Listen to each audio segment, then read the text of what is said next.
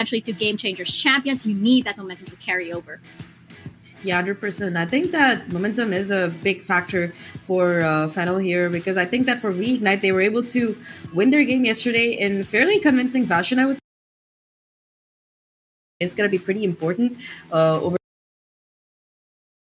Right now, I'm just really frustrated and sad a little bit that it's gonna be regionals versus regionals. Later on, we're also gonna have Filipinos versus Filipinos. Now it's Japan versus Japan. So, you know, there's one team that can only make it for today. Yeah, that's the saddest part of it all. Damn. I mean, great stories for sure to be told today, or to witness on stage unfold in front of our very eyes. We already had the, I guess, a big upset of Zipto beating Falcons Vega. What Maybe the same I thing don't today? think that's even a guess. That's actually a big upset, especially for the reigning queens of Southeast Asia, right? So anything can happen in this universe, in this kind of storyline. Yeah, man. I'm just so uncertain about what the outcome is gonna be. I'm so uncertain about kind of the vibes on the stage. There's clearly a bit of a gear issue They're going on. fixing some stuff still there on the stage. Yeah. It's quite obvious, but nonetheless, Quack, have you seen the new agent? Okay, Vito, Did you what's see up? some clips, at least like a little bit of the new agent? I've seen lots of aggressive TPs, dude. It's a sentinel, by the way, to everyone who's watching right now who just tuned in. I want to know your thoughts, guys. Chat, let me know your thoughts about the new agent, Vito, because we actually tried to play it on the first day when we were in Paris. And that's... Wow, you were there. well, okay. I was there. So I tried it out, Quack. And I have to say, as a Sentinel main, it makes you think like, okay, this could be a little bit of a chamber. You have the TPs, yeah, Okay. surely. But destroying utilities, even a raised rocket? Right? That's kind of mind-blowing. Got little traps here and there as well, similar to Trademark per se. For sure, it's... It's incredibly OP. I think, even the fact that the, what is it called? Interceptor... You have to activate it at the right time in order for it to break the utility. I made an actual mistake playing this agent and not activating it, forgetting completely to activate it. So I was like, why is it not destroying utilities right now? Why is the flash still there? Apparently you have to activate that utility just at the perfect time. Of course, Riot wouldn't give you everything in a silver plate, right? For sure. Well, I'm getting some information that this gear issue might take a little bit longer than... Oh, no, actually, this is game ready now. I am not entirely sure. It feels like the game should be starting soon. Yeah, so, it's like a jet dash in front of you, but way laid back. I got debated. Yeah. Lightning speed back. But some of the chat are saying that Vito's voice line has it's actually good. But anyway, cool. Let's head into the first series of the day. It's gonna be Fennel versus Reignite Lily. Any predictions, Quack? I feel like you're gonna have to go with Fennel on this one. I'm gonna go with Reignite Lily then. I'm with the underdogs. Okay. Alright, maybe we'll see that that they are starting off this chamber on the defense after all, but so far, Fennel stacked up towards B. Cutting through. Mint, just setting up the TP here, but of course with Reignite, noticing that, they throw in the snake bite. Zodiac and Hakuna already getting kills for themselves. Two players tag and they have to move away, but Yurinichi is caught there while trying to move out. Smoke comes back up, and yeah, I don't see how this round's gonna go the other way, Chief. Oh no. Getting caught with 3 players down as they try to execute past this toxic screen is just the worst thing in the world. Now UR's marking down middle as well. Catches them on the cross. It's a lot of info for Reignite to work off of. I'll find you. Mid control is what they're trying to do right now for the side of Fennel. Yamzi using a haunt, not spotting anyone, but look at this squad. Yo. They're just following. They're just waiting for the tap of the spike, and once they hear that, they know left. where to rotate. It's strength in numbers. That's how they want to play it here, Quack. They're so in sync, Tay. I mean, they came out the stage with the hand pose, I know. like, in sync. They're doing a pose while going inside as well. Same thing here, exactly. Well, now clearing out a lot of the corners at the very least, but it still will be that 2v5. Full contact, no chance for Yamzi, and Moko will go down as well. Quick round for Reignite. Just unfortunate, especially at the start of the round where, like you mentioned, the toxic screen just coming up and being tagged like that and immediately losing 3 players. It's just a hard feat to try and go to another side, plant the spike. Yeah, sure, but you have to fight for your life at that point. So good flawless round to start things off here for the side of Reignite. Such a good opening. Perfectly timed utility and everything as well. I mean, it feels as though it definitely is not the start that I think Fennel would have liked to go for. The Paranoia came out a little bit slower than I expected, I think. Mint, you could see, that was like a dry gate crash towards the back, and it was quick reaction from Reignite as well. So thanks to that, guns up now. Oh. But they push past their own toxic screen, and Mint gets the first shot. Hakuna, though, just playing around the pocket of this toxic screen. We've seen this play yesterday, and we've seen them not check the corner. But other than that, for Fennel, they finally figured at least to get 1 kill, and now they might head on to a mid and A control right here, alongside their teammate Moko. Slight chance to maybe pivot off of this, right? You got the Outlaw picked up, you can smoke off some possible angles to gain yourself entry into a different site. Slowly but surely, trying to march in. As the Prowler comes in, the Neon also does. As Suzu is trying to pave and lead the charge here for the rest of the team. Strength in numbers is what we saw a while ago, and that's exactly what Fennel wants to do right now. A site pretty much open for them to plant the spike. Oh, so nice. Back as well. Unfortunately, she's still got to take him down, but still info at least for the IGL to call out to the rest of her team. Watch out towards the back. C's perfectly timed as well. Hey. Paranoia come in, also the stun, but Suzu will fall down. The tap towards the spike. One enemy try remaining. initiate the fight. Zodiac to get a kill here. Nico punch as well, also to go down. But right now, Reignite Lily, with the guns that they have, they take the second round. And I think that's a smart call from Reignite as well. I mean, it was just one Outlaw that was lost to the other team, right? So full stack working together. You still have the Stingers and everything. They managed to come in successful with that retake. They try to play it a lot more slower, try to make at least a pickoff happen, and as soon as that happens, obviously the Prowler goes out and try to take on the side. Easy peasy right now for the second round, especially with the advantage that they have using up the Bulldogs and all the rifles that they have right now. But maybe this is a different story. Fennel is on a full buy here, Quack. I'm trying to kick down the doors as well. Okay, wild shot from Hakuna. Catches Suzu behind the toxic screen. Oh boy. Always behind the toxic screen, right? Oh There's my always God. something happening behind the toxic screen. I guess it's just what they do to, you know, check and prevent players from trying to rush through it just in case. But it was a Sheriff. That's the wildest thing. Now, a pivot from Fennel, trying to go through a link instead. Look at where UR is. Cover going out. Trademark Here. destroyed right now, and they go for a re-smoke towards inside. But looking at the mini map, players coming in from Fennel's side. This mid control, Nico. Kinda knows what's happening, but mid from behind. Whoa! He takes down 2, and now with a fake out, being flashed out, that's gonna be 3. Doesn't even matter. The clone does tank a little bit for her as well. 30 3 seconds kills, and those are impactful as heck. Now the spike goes down. A tough retake for Reignite. Separate angles as well, and not to mention it's just UR with the Outlaw, Headhunter. Unless she gets this first pick, it's going to be a much tougher fight, but there she goes. Takes down Moko at least.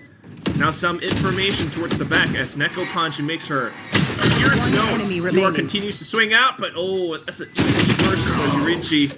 And Neko Punch goes down as well. Another round up. Just a quick 1-2 punch coming in from Fennel, right? As soon as they have the utilities, they have the guns as well, they were able to at least make what they wanted to do from the previous 2 rounds happen, especially the initial pickoffs coming in from Mint. A good triple kill could really do a lot for the rest of the team here and make the site quite open. Just also a high-low position to finish things off from the rest of the team. Now, here on round number 4, Dimensional Drift is available already, Quack. It's fast. Yeah, that definitely could help you, kind of tie things up or really steal that lead away. But we do see the timer being paused. Should probably be... Oh, it is a tech pause. I think the gear issues from before might be continuing. I got excited a little bit, but yeah, we'll see. I mean, because you want them to, play at their best performances. Yeah, as early as possible, right? As early as possible. You know what? Sure. I'm actually so happy to see like players being on the same stadium, for example, and just seeing all their emotes as well. They're so very active in doing us a favor and making those emotes happen. And right now we're seeing Neon in real life. Yeah, great hair for sure. Neon in the game as well. I mean, still, you're seeing a lot of these kills go through, some of them through the toxic screen as mentioned before. A lot of them, I think for now, just kind of topping up with multi-kills. But Mint in that previous round, that was the peak for me. Look at this, though. Coming into the next, we do see an Odin plus an Operator already in play, especially in this map, which Dax and I said that seems to be like paper. That first shot from that Operator wouldn't hit, though. They have to move back. Mint using the Dimensional Drift here. Fake out to start things off, and A side completely open for them to take. Enemy mark. So a little worrisome though. We gotta watch out towards the back of that site. There is a smoke, thankfully, from Moko to kind of block things off. But here comes Zodiac, Neon, as you mentioned from before, straight in. Spike's still planted though, and Mint has the back line from elbow. Triple 4 kills, and she's maybe going down for the ace. Maripo will shut that down, but Moko with a quick trade picks up the round. Imagine just using your Dimensional Drift this round and actually getting almost all the orbs back or halfway there already. What a play coming in from Mint. So crisp on the shots here. 1, 2, 3 done for the meantime. And the rest of the team just there to cover her. Just ridiculously in sync and sharpshooting coming out from this one player right now. Both rounds back to back, and she's got so much impact. Swaps over to an Outlaw this time because it's anti-eco. Firing range towards mid control here. Just making a little bit of a noise to try and bait someone to also fire back. But look at this. Reignite Lily. 4-man stack towards B site. And it's a 50-50 chance, Quack, right? It's either A, it's either B. Just kind of hoping that maybe that's where Fennel would walk into, and then you just see the whole firing squad of sheriffs, maybe the pistols, and then or the stinger. But without info, Fennel's just not really committing to anything just yet. Still eyes on Mint versus UR in this one spot on A. UR is also trying to see if she can get any intel or any info. Bring them down. But a Prowler will come in towards B. This would at least stall the 4 players on B side on their rotation, because it's a fake that they're trying to sell right now. 30 seconds and left. A side, very much open. Yeah, you are, I think, feeling a little bit uncomfortable. She backed off. Spike planted. It's going to be a free site. And at the same time, that's Yamzi now, as you mentioned from before, able to get them off on the rotations. First kill going down. Zodiac on the hunt with a Bucky. She wants to get that Phantom upgrade, and she just might. Hakuna comes in with the kill. Sometimes you don't even have to kill, you just have to run and jump around in the map and let the other players come in as well, and that's exactly what happened there. But Moko has to run back to the rest of the squad here, as 4. 3 of the players are now trying to flood in back to the side. Yurinichi, good for 1. Moko, on the other hand, the spray still works out, but not on the classic, as Akuna was able to shut her away. And the spike detonates. Fennel gets another round. Still a good round nonetheless. I mean, even though they lost the Phantom, it was still the fact that Moko was holding off towards the back of main throughout that paranoia. Time was always working against Reignite Lily in this round because they had to go in for that retake.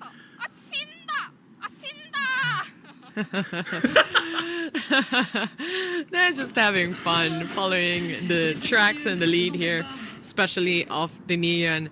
Nonetheless, here on round number 4, Quack, we do have, or we are seeing a Nightfall available in the hands of Yamzi.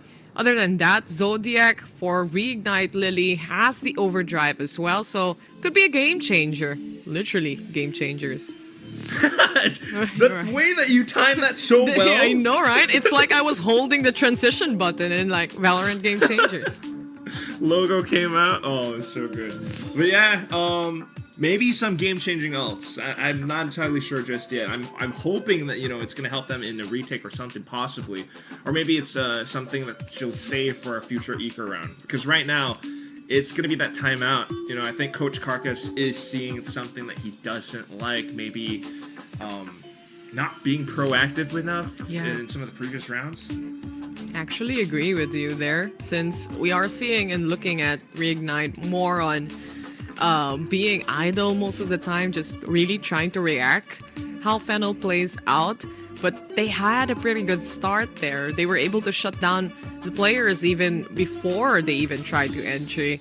And I think at this point, the coach would want more of those kind of plays and more of those kind of pickoffs coming in from the side of Reignite Lily. So I think it's also a good call to have a pretty good early timeout here to try and not make the score gap a lot more bigger. It's just 1 point anyway. And they do have the Odin. This Odin and Corrode, it just shakes hands, you know? It's holding itself hand by hand. It's just meshing together well. Match made in heaven. Hopefully it'll translate into a win for Reignite as well after this time out. They are working against that double duelist comp, you know, from Fennel as well, so quite crucial to be able to stop and slow down a lot of these executes as they have done so in that pistol round. Right now, mid control, not seeing too much apart from the toxic screen though, right? So you gotta wonder what else is happening on the map.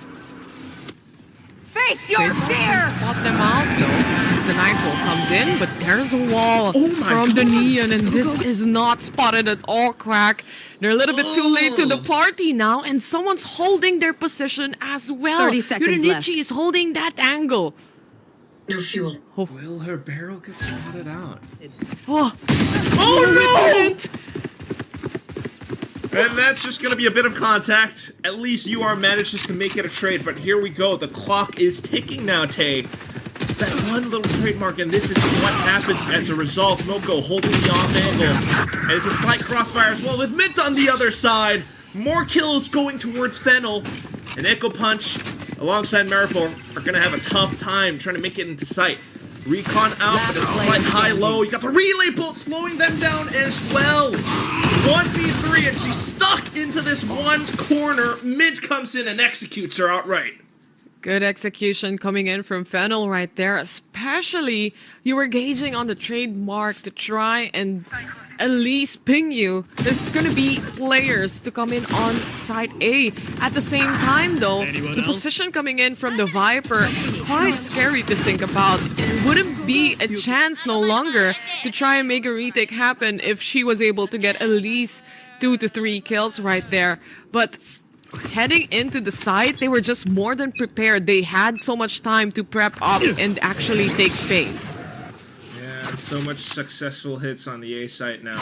And thanks to that, Reignite are trying to adapt by stacking up on this opposite end of the map. But as that happens, Fennel decides it's time to go B. Of course, right? 80% of the time they went to A site, and now it's time to go to B.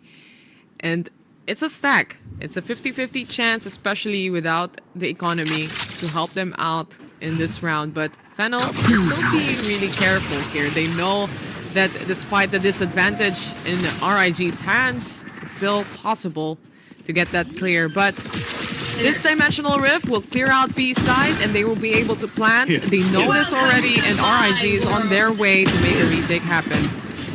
I love that you mentioned the ults. I mean, you see there on backside gives you that much more space in the retake. Now you know exactly where your opponents are most likely going to come from. You also have 5 pit now in just to secure. Traditionally, Thandai can be high in sugar, but I am using Cartame's 0-calorie sugar substitute today. It's the easiest way to quit sugar and still enjoy your favorite treats. Each sachet of Cartame gives you the sweetness of 2 teaspoons of sugar, but with 0 calories and no aftertaste. And the best part, Cartame is so convenient. These sachets are easily to carry and perfect for all your sweet recipes. Further round, Fennel are that hungry to close out this map. A map which they haven't shown all throughout this entire year just yet. Now here they come, and Reignite are just looking for exits. I'm out of here. They don't have the guns. That works. Now they exit. That's a full-on exit from the side of Fennel as well. They really want to go all together. Don't want to give the guns away no longer. And just let Reignite Lily die off from the spike detonating. Fennel though, they're doing great in the following rounds, especially on their buy rounds here. And really being careful, especially in situations like this, when you know you have the bigger advantage on the economy, it does a lot. You never gave them an extra leeway to just make extra kills happen, get up and pick up some orbs at all, right? So for Fennel, it's a clean-cut job and they know what they want. Hopefully more rounds. Reignite though, they really need to make a stand. The timeout to no real effect. They're sitting on 5 ults as well, Tay. Ooh, you are out with the tour de force, getting punished by Mint. 4 ults left Dropping now for the spike. side of RIG here. And a good execution is bound to happen from the side of Fennel as well, as they try to decide which way to go. Might be a B take and might be a mid control from the Omen's position here. But they're trying to set another fade here, Quack. That's crazy, Tay. Oh my, it's just like constant pressure all throughout the map, and that's constantly forcing Reignite Lily to think about which site to truly defend more on. Currently, a couple prowlers here and there is not enough, so they've decided to keep 2 at least on B, especially to clean up. Akuna has a chance, takes down Mint. Maripol with the Odin stab, takes down Yurinchi, but here comes Suzu! 2K, and the site is open! Site's open. It's a 3v2 scenario. 30 seconds left. And the TP comes in from Moko all the way to A side. And already Yamzi was trying to sell this fake a while ago. And now it's fully sold as they try to go and rotate and wrap around against Fennel here. Nico and Zodiac though has to go with each other. They still have a Paranoia to play on. But the good smoke from Moko, she can hear everything. She can hear the walks. And that's the perfect opportunity to hop out as well. Zodiac with the overdrive, hunting down enemy lines. Not gonna happen in the hands of Moko right there. Another round for Fennel. That's such a sick timed smoke as well. I can't believe that that's how this round unfolds. You go for the slight fake, you actually execute in, and then you TP plant on the other end? Crazy. I mean, they had the ults, right? Might as well use it at this point and use it very smart as well. You know, the Fade was trying to sell the fake already. Everyone else is on B side. Might as well pick up the pace and take up the side. 6-2 is Fennel's advantage grows here. RIG, they still don't have that good of an economy. They're just sticking some stingers here. A Vandal and at least some of the Sheriff. Shocking! Haven't quite yet been able to find that swing round necessary to bring that momentum back to themselves. Really taking a lot of heavy hits. Now it's another A execute. They do have the right sight this time. The guns hopefully able to land their shots. Mint with an outlaw plan again as well. She lands both of them! Swaps to the shorty, continues to hold down A-Link while the rest of the team scours across the site. They hear footsteps, so they know that Reignite are in there, and Rinchi comes up with the trades. Just Hakuna left, and Mint now onto a Vandal, silences her. Fennel have secured a strong lead into the next half. Wow, such a good combination coming in from the players of Fennel as well. They know when to utilize the space that they have, especially with Mint. You have 2 shots on an outlaw, make them connect, 2 kills in a row as well to start things off. And even when the round started, Mint is already doing so much for the team. Those pickoffs just means a lot in this scoreline right now. It's unbelievable. And it just feels the same thing again for Reignite, always trying to play catch up. This time, though, a little bit more proactive. Got an early Hunter's Fury, but Fennel are just dodging every single beam. So I wonder if Reignite actually kind of figure out that there are a couple players hovering outside B right now. Chip damage towards UVT though. Use a little bit of that. Nonetheless, like you mentioned, didn't really connect to the majority of players, and just in time the TP goes away and they have to look again. Mint, quite aware there's gonna be 2 players there. Prowler to set out, just perfectly placed for Suzu to take the shot. And 1 more player down for the side of Reignite. Oh, that hurts. So many first picks going towards the way of Fennel when it's players like you are. Now here comes Yanzi with that fake lurk again. So many players on the A side from Reignite Lily, but the actual hit from Fennel goes towards B. The mind games is just gaming at this point, Quack. They're still not sure where they're going, what side they're taking. But now, surely, it's gonna be that B side. It's a quick rotation from the remaining 4 players here as Zodiac tries to lead the charge. Mint, on the other hand, in position, tucked away in the corner. They go for another reposition here. The 2 duelists just trying to play with each other. Burning down time as well. Helped her out with the relay bolt, and that just continues to halt the retake. Now Maripo trying to come in. You've got the Odin spam as well, but it's a quick swing from Moko that does it at the end. It's 8 round wins in a row now for Fennel. This double duelist setup coming in from Fennel right now, Quack, I feel like it's bringing so much problems with how RIG or Reignite Lily tries to position themselves. You think there's gonna be a Yoru there, and then suddenly there's not. You think there's gonna be a Neon there, suddenly she runs away. And then on the other part of the map, there's gonna be a Fade trying to Prowler. So there's just a lot of angles that they have to cover for Reignite Lily right now, and I still wouldn't be sure where the side take would be. Even the casters wouldn't know. We're also surprised they just TP away back, you know?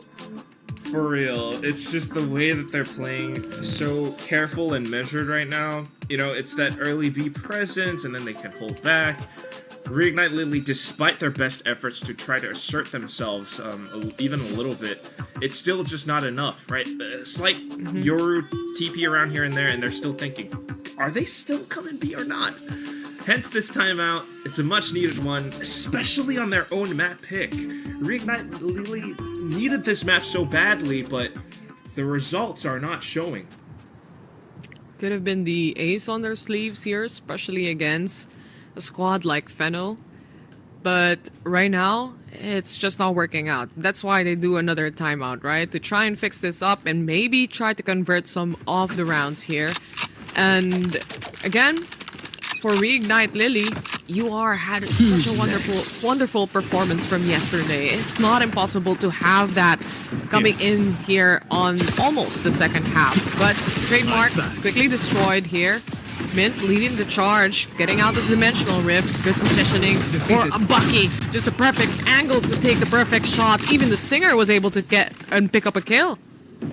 That could very well upgrade it. Well, there they go. Translating to other guns too now. Phantom Vandal, one apiece. It's a 5v3. A real good chance to maybe find a strong retake. But Moko trying to offset this. She's lurking towards the back of A main, hoping to catch them if they try to rotate early. Reignite, swarming around side. They're slowly realizing There's not really noises here, no longer. And some of the players might have relocated. And the problem with this is they have no clue how deep Fennel could be towards their spawn, so they have to move a lot more slower. But the two players right now from Fennel, Yurinichi, already has that Viper's Pit, and they will pop that out. Okay. Blocks off B. But Reignite as a full squad take. Going all the way backside. You've got Zodiac, who has a relay bolt still. You got Neko Punch with the Paranoia. Could very well toss that into the Viper's Pit to work against it, but do you check your corners? Dempsey's hiding in here. She goes in, flicks upwards, gets a quick double, but you are trades. Now the question is, where is Yurinchi? Thinks about line reveal, but Moko just sprays and mows them all down! What? The Viper's Pit to save the day. They might have lost two essential players here. The guns being picked up, but inside the Viper's Pit, especially the positioning of Yamzi not being checked at all, they were just able to pick up kills after kills and just gun them down. Coach is also having a facepalm moment, but nonetheless, position-wise, ultimate-wise, it all just aligned perfectly for Fennel. Bring them. Such a veteran coach as well, but seeing how the round plays out, he knew that they kind of probably would have had that one in the bag. It was 5v3, but just through Moko. Traditionally, Thandai can be high in sugar, but I am using Cartape's 0-calorie sugar substitute today. It's the easiest way to quit sugar and still enjoy your favorite treats. Each sachet of Cartape gives you the sweetness of 2 teaspoons of sugar, but with 0 calories and no aftertaste. And the best part, Cartape is so convenient. These sachets are easily to carry and perfect for all your sweet recipes. Moko spray alone. Can't believe it. Now you've got the buys up. It's the final round of the first half. And Reignite are trying to lock down every single info line or lane as much as possible. Poison Cloud out mid. And Fennel skills forward. They also popped the Viper's Pit all the way towards B side there. Maripo, already good for one in this Odin. And that's towards Suzu. There's still another duelist here in action, which is Mint. Trap destroyed. Also having a pretty good day as well. She hops out, and you are just really unlucky so far with the angle that she's holding. Yeah, it's just happening so darn much though. Feels bad to have her getting taken out that quickly. And now with the haunt towards the back as well, despite the Odin spam, Yamzi finds her target instead. All of a sudden, it's a 2v4 retake, Tay. How many people have died behind this smoke? With all the pre-fires happening, it's just unlucky right now for Reignite Lily, but Neko, alongside Hakuna, goes for one spot. They take the first kill. The second one with the Paranoia connecting in another flash from Mint. Too aggressive Mint, and now she pays the price. Moko, on the other hand, just in the perfect position to close this first half into a 2-10 quack. 10-2. Fennel Hotel Lava just come out swinging on their attacking side. Despite losing the pistol, let's just see how they come in with such force. Whether it's mid-sharpshooting, the dimensional drift that she pulls out at times, or just great calling from Moko, being able to control the map so much and work around time or going for some of these fakes. It's tough for Reignite Lily, but we hope to see more of them after this little halftime break.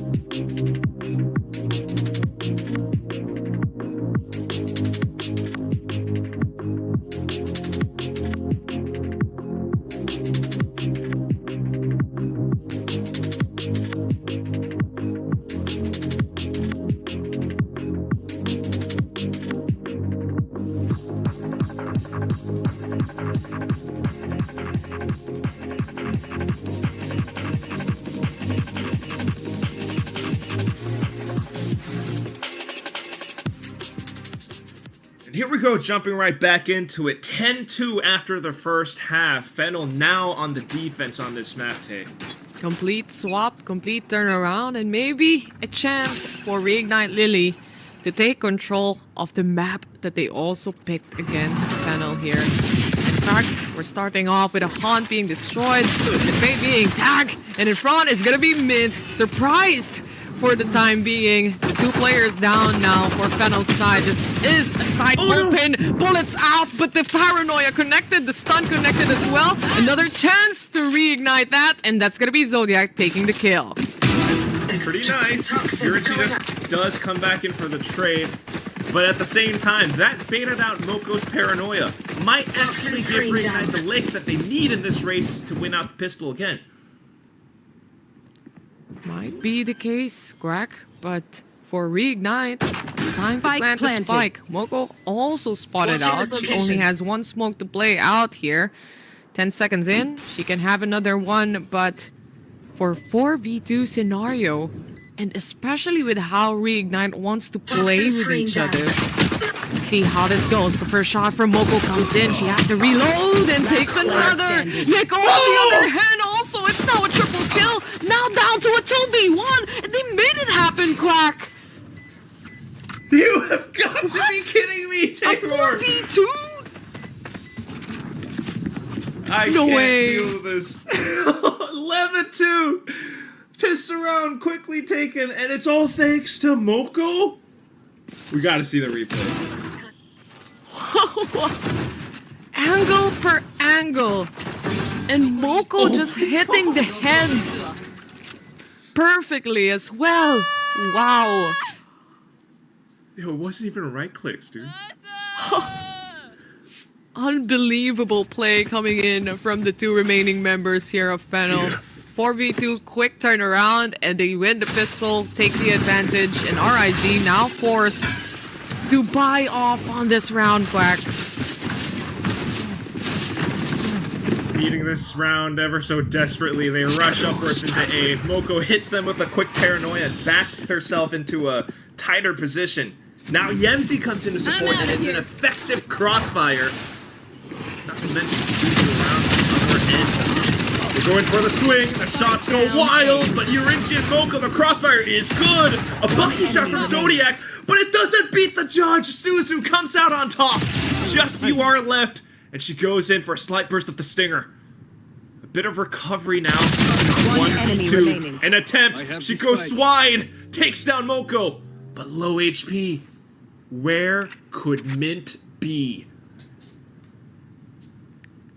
Mint? Slowly taking up space here.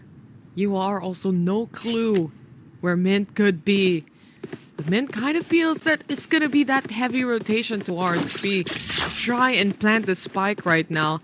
You are, though, seconds left. has 26 HP left in the bucket here. But at the same time, in this kind of 1v1 scenario, all that matters is your positioning and how you take the post plant. Also, how much time it takes for her to even get there. As soon as the spike goes down, Mint might be able to get the drop. Close range, though, and UR has a real good chance. Oh, back turned. Ring around. UR thinks it's Link. Oh She my. doesn't clear it. It's the Mint. hold for both players here, Quack. It's just the silence throughout the map that's so loud at this point. But she hears the flash. She hears the tap. Mint continuing to defuse. Halfway there. Oh, she knows. Oh! Goodness, I had to stop breathing for so long. I know, it's just the way the whole thing plays out. I would have thought that UR goes a little bit too far off, but she just keeps herself in the corner and plays it safe. As soon as she listens for that tap, that was her chance. The outlaw was too long. Yeah. Kind of sus out there in those boxes. That's what I Can mean, see you know? the outlaw from there. But what a clutch and much needed for the side here of Reignite. Especially with how the scoreline looks right now. But Fennel they go for a timeout. They want to try and really get that match point in. I think they would still have a chance, given basically the amount of damage, economical damage especially, that they have just dealt to Reignite Lily in that 4-spy round. Thankfully, though, with the spike in the round win, they should still be able to buy up pretty healthily. But again, that's why it's just this timeout and how effective it can be. There's so much cushioning for Fennel throughout this entire latter half. So much rounds to give away, right? So much rounds to lose still for the side of Fennel here to try and adjust their playstyle, adjust their gameplay. And with RIG, it's always going to be that all-out every single round. They do have the Outlaw, some Guardians on this following round as well. When it comes to ultimates though, both teams don't really have that much yet. Let's see how this one would go actually. I'm keeping my fingers crossed, eh? We have seen 11-1 comebacks before. Oh yeah. I don't know if this exactly would be the same story, but we've got high hopes. Reignite right now, trying to go out for a default, feeling that Fennel might go for something cheeky or explosive right off the rip. It is a slight mid-stack, that is to be said. It's the positions coming in from Fennel here. Will the patience pay off? Unfortunately for UR, shot wouldn't connect here. And instead, they see and spot some of the players towards mid. Location revealed there. Have to go back a little and have to try and push mid control. Hakuna though, he might be surprised here. It's gonna be 4 players, 1 down, the second also, and now the third. But Moko to try and retrieve at least a kill. Successful on 1, but with Uranichi all left alone for Fennel right now in a 4v1 quack. Yeah, this round's done. That was good enough coming out from Hakuna as well as UR. Oh, hello. Wait, hold up. Nice. No way. No way. Is that a weapon? Oh no, it fell off! She can't pick it up! Well, now it's the high stack, high-low from below. Neko Punch deals the finishing blow. I think she was contemplating at that point. Like, It's like, should do I I go drop up? down? Yeah, my melee weapon, or should I just go with the... You know, she had so much time to actually to actually try and see what she can use. But the shots coming in from Hakuna completely obliterating the players here that was trying to push mid control. And at least for Reignite Lily, at this point, they're really bouncing back on those scoreline, on those points, and especially on the economy that they have right now. 11-4, and Fennel a little bit stuck on that 11 scoreline for now. Gotta go. We'll see. They do have to pull by this time around. Very peculiar stack to take B main control on this end of the map. Prowler does confirm positioning towards middle from Reignite as well, though. What? Take this. I'm out. Trying to sneak through. Self-relay bolt! Oh, it's crumbling apart. Suzu takes advantage of the situation, and now, hearing footsteps probably towards A link, it's a call for Fennel to rotate and force some defenses onto this site. Played it in completely ultra hard mode, right? Stun yourself up, and of course, she received every utility you could think of at that point. But it's still a 5v4, and the spike being planted already as the 3 players from Fennel tries to rotate all the way from mid. It might be a good position though for a retake scenario, but the setups are important. And now RIG has that crossfire set.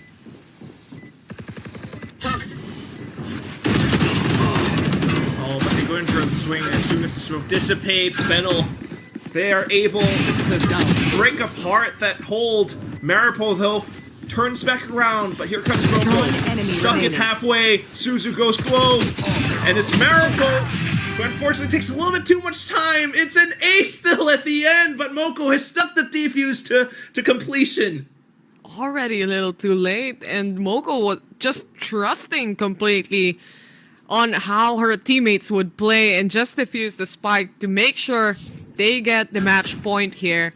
Fennel just 1 point away from winning this first game, a map pick by their opponents. Maripo though really tried out there, but the angle just doesn't cover it. You know, there was still a box behind that spike, and the space was just not there. Put us up to map point now. There. Reignite Lily with all the pressure on their backs. Fennel, at the very least, it's a weaker buy, despite the round win from before. Here we go. We have some Stickers, we have some Bucky, and we also have some Overdrive in the hands of Zodiac here, already trying to move around site, trying to locate enemy lines, but inside that smoke is a Viper hiding and letting everyone know that it's an A take. Uranichi, though, is in a good position if ever someone tries to hop out, but that might be Zodiac, though. I'm out of here. Just waiting patiently behind the smoke. Oh man. Okay, at least it's a quick trade from Neko Punch. Go run! So hold this link position even further. Last player So that standing. Reignite can come up with another win. Ooh, big Hunter's Fury from Maripo. Snipes down 2, and with UR continuing to hold the angle, they continue onward. They keep themselves hanging by a thread. They're having some good rounds here, Quack, and like you mentioned a while ago, we've seen teams come back from such a scoreline, and look how we are doing right now. One step at a time for the side of Reignite Lily here. It's not yet over for them. And again, that round, the side of Fennel didn't really have that economy to buy on that round. And for Suzu, the Overdrive is here, available now. You and want to at the play? same time, Let's we do play. have the Viper's Pit also. Could be the game changing here, or game changer for this round. Really invested into this new side. Meanwhile, it's a push from A-Main as well. Suzu alongside Yamzi. It's quick info and quick kills! Overdrive takes down 2. All of a sudden, Reignite are scrambling to try to find some semblance of control on the map while Suzu continues to chase and hunt them down. Gets caught in the back. At least now they know that there is one in attacker spawn. Where's the other? I am Speed. Speed is what they played on. Neko successfully taking Yamzi down here. It's a 3v2. And still, they have that opportunity to go all the way to A site, which is a site that's pretty much open. They do have 45 seconds to try and wrap around, but look who's following them. Marching behind them. Come on, speed! Speed! Straight into the site. They're taking their time because they know that it's not quite 30 safe seconds enough left. for them to just rush on through, but also not wanting to spend too much utility so that they have some left for the post-plant. Fennel, though, just so much info off of this. I wonder if Neko can actually go further back and kind of clear out backside, back spawn. 10 they would seconds then left. have more information that the retake is coming towards A main. Not in this scenario, though. Maripo quite aware now. She still has player her Rika to standing. play, but the swing from Mint successfully takes her down. Enemy remaining. Neko. Whoa! What a double shot right there! Now 1v1. Mint goes in for the tap. She's been sharp so far, and she will be sharp again! Tay! It ends in this final round with the defuse sticking all the way to the end. 13-5 as the final scoreline. What is this game, Quack? Surprise after surprise. And in the end, Fennel takes map number 1. It's a map picked by their opponents, but they're more than prepared to really take this map away. And it just goes to show how much they prepared as well, right? Exactly. I mean, it just looks so darn good, especially when you got this double duelist going huge, Suzu at times, but also Mint with just incredible sharpshooting all throughout, especially this round onwards. Both duelists are online specifically for this game as well. They really created a lot of spacing for the entire team. They have set up good paranoias, some also the Odin play to come in, but at the end of the day, there's just so many rounds already that they were able to rack up the points to the point that for RIG, they couldn't make mistakes any longer. And one mistake was letting one player from Fennel defuse through and through. Yeah, that's the whole thing. I mean, round after round, you see attempts from Reignite Lily for sure, right? Whether it's trying to get proactive, sometimes an early Hunter's Fury, especially after Coach Carcass's timeout. He did have that one round where they managed to stack successfully. I think that was the one where he had that reaction, right? Successful stack, turned it into a 5v3, but somehow Moko still turned it around. I know.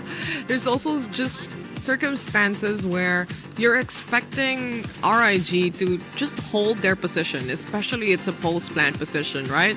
And instead, after the smoke dissipates, they try to go for a swing. Instead of a choke point, it's more of them going towards the crosshairs of their enemy lines. And unfortunately, in that position, they were all gunned down, and that just made and paved the way for Fennel to try and make retakes happen, even if it seemed impossible. This was the round that it was stolen away and diffused away from Fennel's side right there.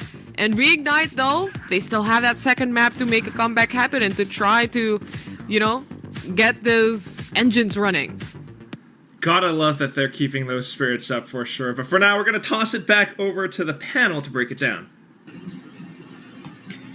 Thank you very much, guys. Oh, Zach, I have a question for you. At what point did you start believing in this? Because there was that little bit of a reignite comeback where it was like, okay, this might be possible. But of course, in the end, Fennel gets the W. But I do think a lot of us were like, hey, can they actually win this? I mean, I'll be real with you, Mika. I think the moment the scoreline hit like 8-2 and the way that Fennel were playing, I was like, yeah, they pretty much have this in the bag.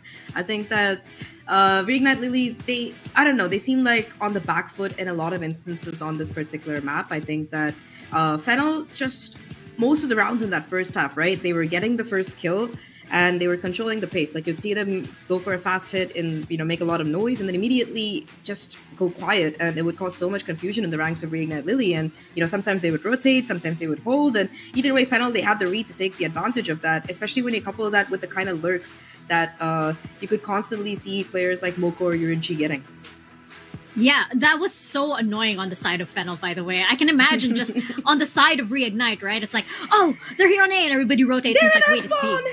It's like, what? What is going on? I can imagine how annoying that is. But I feel it's also like what you mentioned, Zach. It's Reignite, unfortunately, not taking control of those rounds, right? Especially since you had Mint causing so much chaos. Taeroy pointed it out earlier that the Yoru and the Neon combo was just so annoying to deal with. When you have Yorus, you know, TPing, and then suddenly Neon's in your face. Before you know it, you know, the team's all gone just because of how annoying Mint and Suzu are. But it's also like Reignite, unfortunately, just not taking control. And it was really frustrating as well because there were so many rounds where I felt like they gave up so much space, where maybe if they just pushed forward or maybe were just a little bit more aggressive, maybe the outcome would have been different. So yeah, they do have a second chance for this. So I hope that they don't let the first map get them down. It's all in their hands at this point because Fennel, they are riding high and they just need to keep doing what they're doing at this point. We're going to see if that continues right after this very quick break.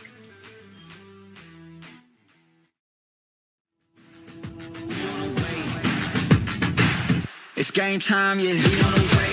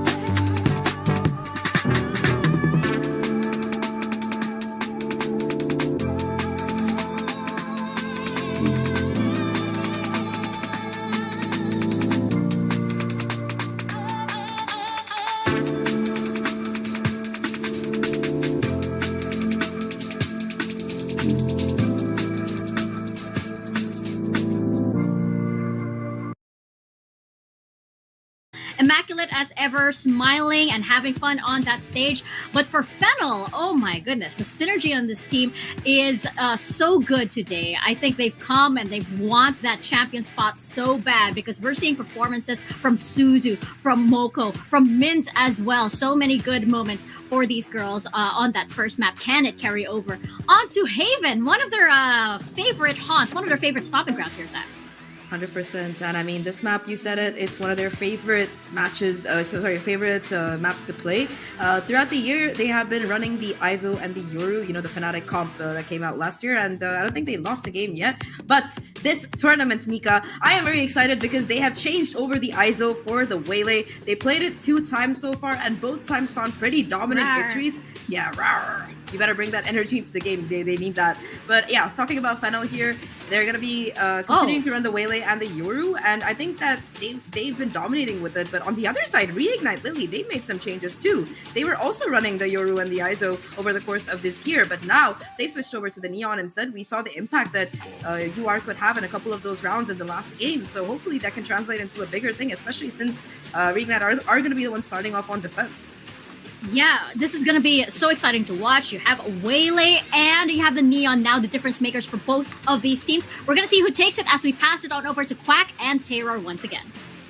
Game number 2, Quack. And of course, for Reignite, look at them though. They still have the vibe going here for match number 2. Plus, I'm excited to see the double duelist setup on both teams. So how about you? For real. You gotta love the vibes. You gotta love the feeling that they bring onto the stage. You never ever once just are they like down the dumps. But I do hope that kind of gives them more round wins. You do have this double duelist, which is nice now, but the question then would be, how does Zodiac fare on this Yoru? You know, does it suit that kind of play style, the strat they would bring onto this map, which in the past 2 times that they played against Fennel, they both lost. We're about to find out, right? Is it as effective as Mint and Suzu combination from Fennel's side? But here we are, game number 2, map picked by Fennel this time. You are already in position towards mid, and this mid control coming in from Fennel will start off with the lightning speed and a bounce back. Just to test the waters, you know? And also to beat out utility, damn, that actually was maybe a little bit damaging towards Reignite, but they quickly catch on that the hit is headed towards C, so you are in position with the Cypher, able to take down Suzu. Neko Punch gets one as well. They're quickly rotating towards C side here, and with 2 players down, both the duelists from Fennel's side, it's all up to the 3 remaining players. 1 Cypher towards C, and the rest of the players wrapping all the way towards A side. And they kind of still feel there's someone on B. Look at this, you know. A fight for Uranichi. She takes down 1 at least. Yeah, not too bad. But now it's all numbers game, right? You know, the rest of them 30 seconds left. Reignite staying tucked in, playing together a squad as they've always done, even on the previous map. You know, it's clear they want to take this fight with numbers. Gotta go. Numbers they go all together. I'm You out are of here. leading the charge here as the Neon tries to hop around, jump around, but of course, for Heaven Control, there's gonna be Moko waiting patiently. The taps. No way! She gets a double kill here, but not gonna be the triple, as Neko was able to punch back. 2v1 scenario. Yamzi has to hold. Still winnable, to be honest. Yeah, hiding inside. She's got a recon to maybe toss their crosshair plate. 1 enemy remaining. She actually goes and checks. Oh, it's a crouch peek. Headshot found. And there's the recon. Just buys time. Shock dart in. Goes into hop on for the knife. Hakuna gets the shot at the end, but still, all that aside, the round does go to Fennel. Saved herself from getting knifed there, Quack. That's what's more important. But the spike's already detonating anytime soon. And like I mentioned before, everything happened so winnable, especially after Moko was able to get that double kill. After that, it was an even playing field, especially how they played with time. That's the most disgusting part. They stuck together because, like, that was the whole point of sticking together. They needed to win that retake, but Moko with this classic, dude. Man, you have to land some headshots on Moko. That said, now it's gonna be the buy up for Fennel. Got so many Guardians to work with, too. 3 Guardians to be exact. And RIG left with just the classics. Free gun for this round. And Fennel, what I like about this team is, despite having advantages even on the first map, even how big the disadvantage is for RIG, they're still playing carefully. They just don't want to make any unnecessary mistakes. Truly, disciplined team. It's only when they see that C is fully clear with Yurinchi as the, ghost holder to run in and see that the entire side is clear, then do they commit. At the same time now, you're blocking off Spike Garage, planted. you're blocking off basically C-Link, watching out towards the back with Moko holding the angle as well. Everything's blocked off. Well, they're already spotted here, all the way from the flank. It's gonna be 4 players. Wow, such a perfect paranoia. No one could see nothing. Everything is darkness. For RIG, they have to play it out. Kills after kills to come in from Fennel's side, just to clean up the rest of the enemy lines here. And Zodiac, the only player remaining. Exit frags could be nice. At least one, maybe. You know you're gonna... Well, either that or die to the spike. But unfortunately, with the swing out, it's 1 alt point donated over to Mint. That was lovely, right? The paranoia into the waylay stun. Everything just worked out great for Fennel in this round. At this point, you just have to hit the shots, especially when you have Guardians for long-range duels like this. It's not going to be that hard for them. And Fennel to clean up with a 2-0 here. Honestly, that first round, initially I thought it was going to be a round for RIG already. But, Fennel just keeps on surprising us. It'll be another big surprise if they actually do manage to make this a bonus round win. Hopefully Reignite does not let that happen too easily. Just Maribo on this site, though. No kill trips, no nothing. She has to back off, and it's an open site for a free spike plant. Pays off when you have the map memorized, as she was able to jump away and make herself safe just in time. Zodiac, though, successfully taking down 2 already. On the side, Yamzi fights for her life. It's a 2-2 trade. Yeah, sure, 2v2, but up above, Larpo's still there. Time is ticking away as a spike. Spout detonates in, but 8 HP for the last remaining player. Wouldn't do a lot anymore. What a surprise! A bonus round for the side of Fennel. Not gonna happen as RIG closes things off. That's the kind of surprise that I like to see. A nice now surprise, we've got right? a real game, right? Yeah, Reignite Lily. It was almost nerve-wracking when you start to see Yamzi hold around that corner with the Guardian. Finding 2 kills that way, incredible.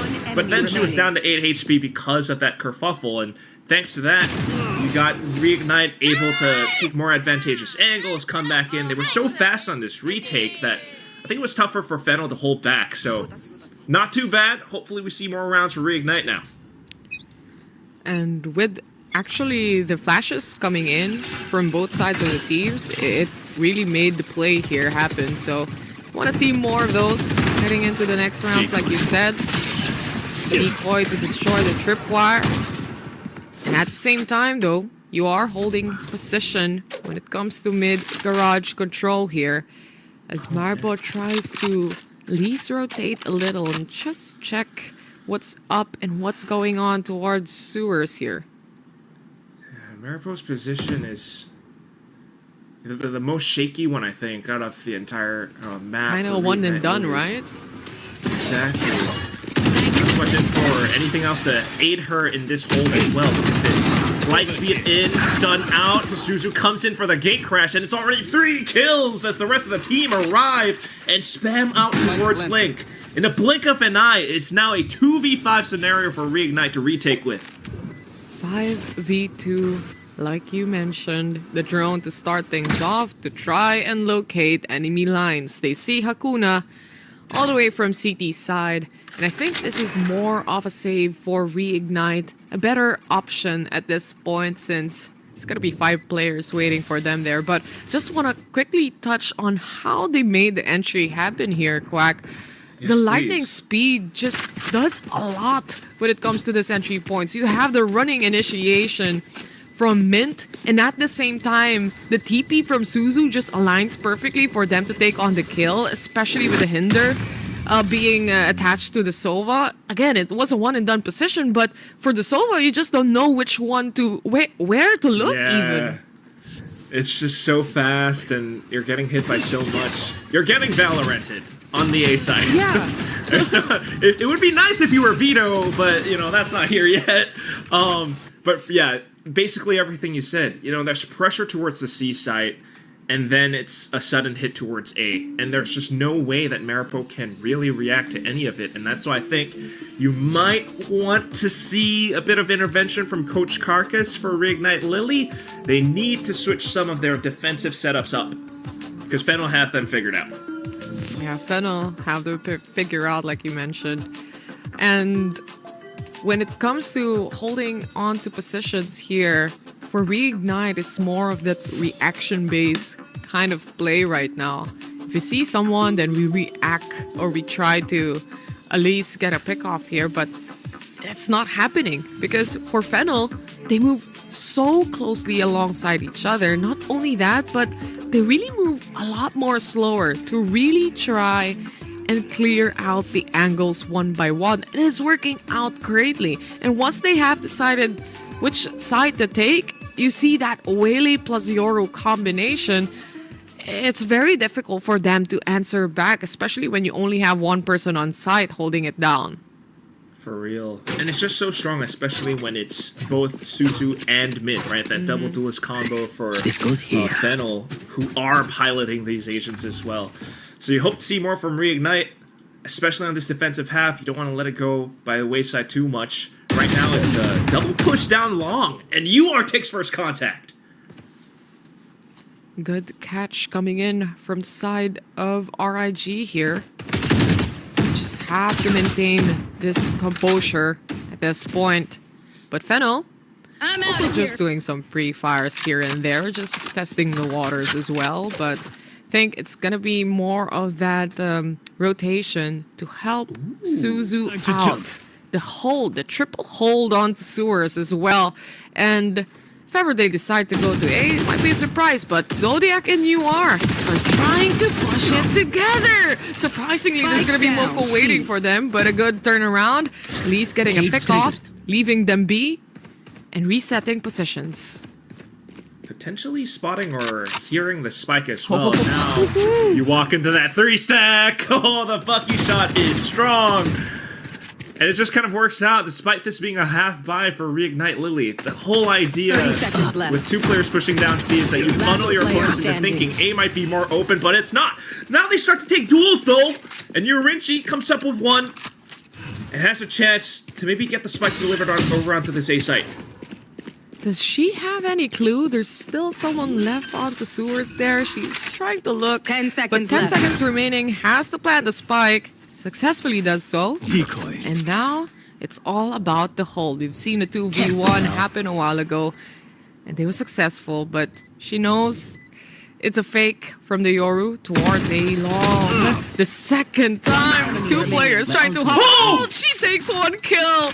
She has to make a reposition happen. She doesn't have angle towards Heaven Control, but she has an angle here on CT's side. The hop out from Zodiac, the duels after duels, and in the end, RIG takes the win.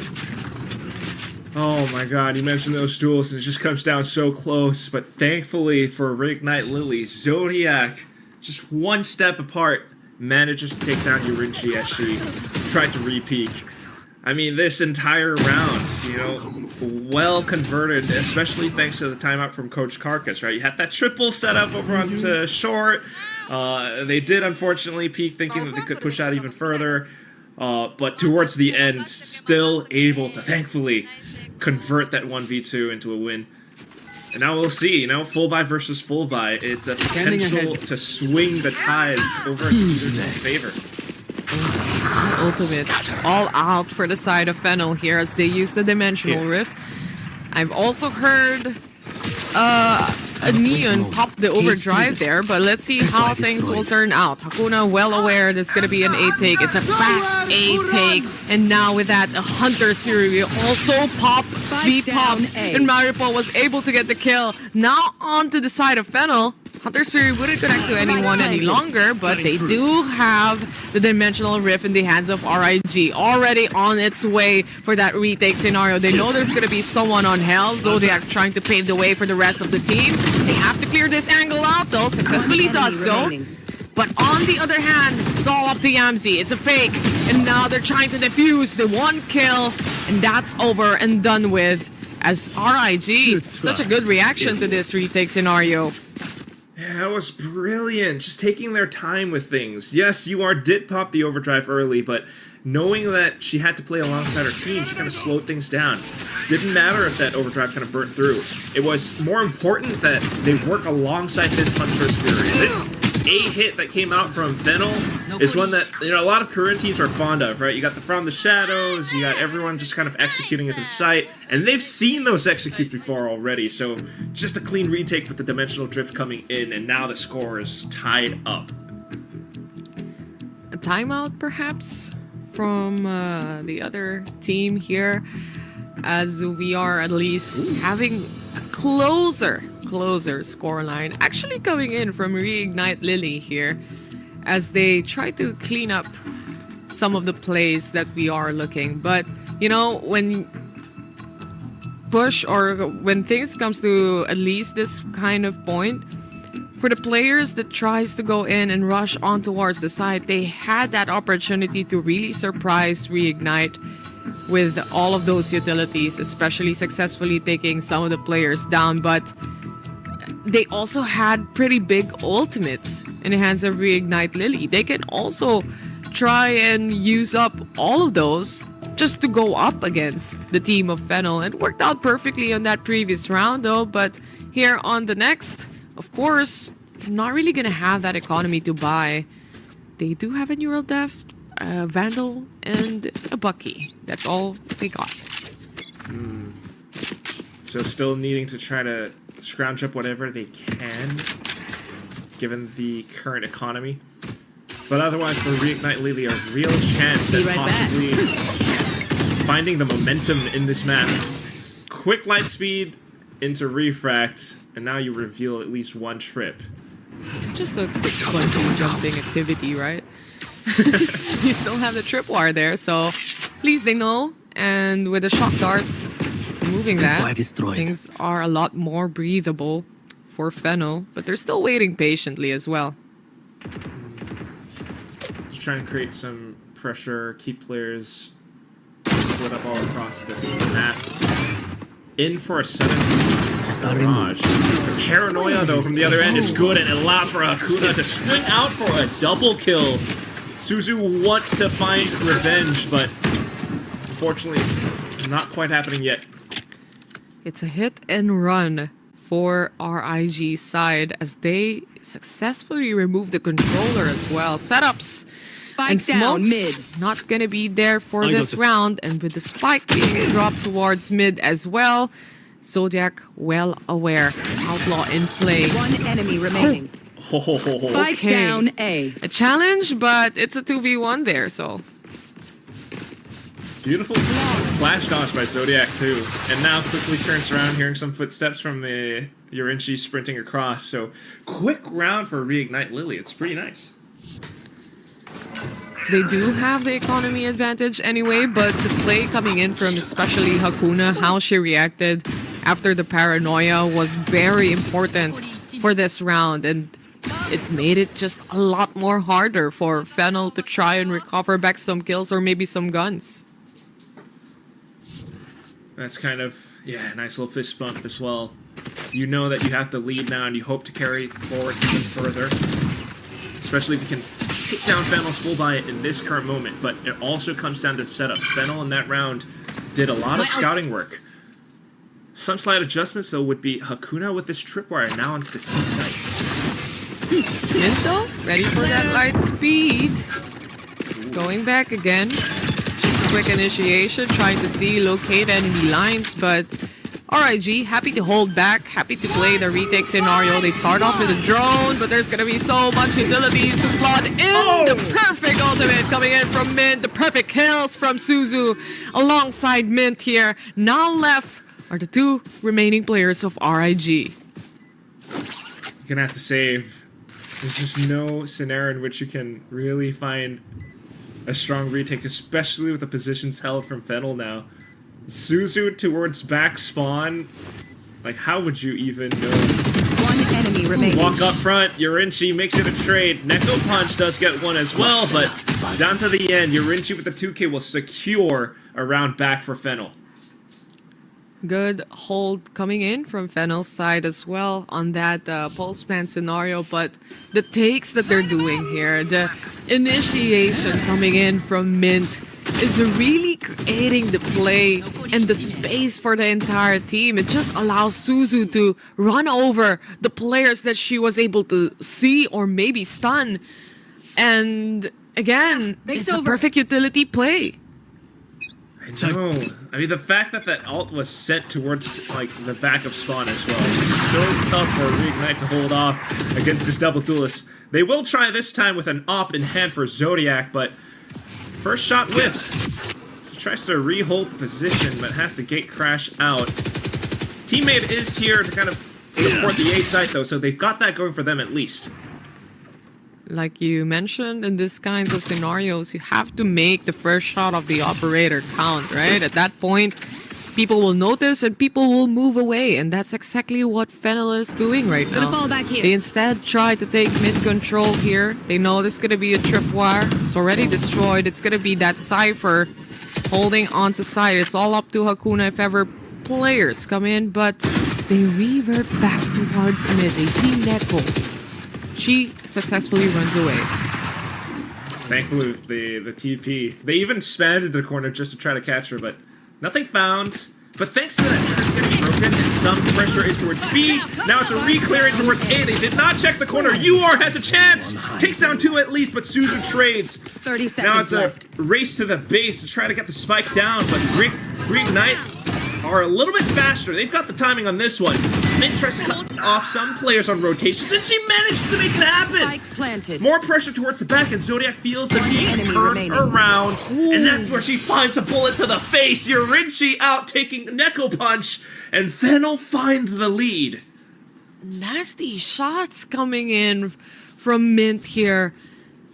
So on point. Every player that hops out right in front of her, the quick headshot, just how the bullet attaches to the head of the remaining players here of RIG, and it just creates so much chaos behind the remaining players that they couldn't catch up, they couldn't answer back no longer. 5-4, Fennel has the advantage, a 1-point lead here. Rounds getting a lot more faster as well as they try to rush in. Yet again, no tripwire towards garage control, but there's a crossfire set outside. Yeah, different setup this time for Reignite. A welcome one. Fennel pumped the brakes thinking that there's something suspicious, so trying to look for other options at this point in time. Also an important round for Reignite, given that this would be one of their last few buys if they don't make it count. Drone back into re-clear garage as well. Now maybe some additional information for Reignite outside of garage. Minto? She might get spotted out by Zodiac as soon as she hops out here, but Bucky is prepared. It's gonna be 3 players. Quack. 1. The second not connecting any longer. Yamzi takes the trade here, and now they're all their way to B, or rather C side. Hakuna has to hold positions here inside the smoke. Unfortunately, Suzu figures that out, and now the TP comes in. All the rotations to go around left. towards C. It's a 4v2. Came so close for Hakuna to really anchor down the site, but unfortunately the pressure was too much. Tough retake as well, but UR has to give it a go anyway. Paranoia as well, but unfortunately, it just does not support Neko Punch. A slight progression smoke. But look at the taps! Like, she can't even get out of that smoke! Yamzi will find the kill at the end, and Fennel now with the 2-round lead. Was that a team paranoia?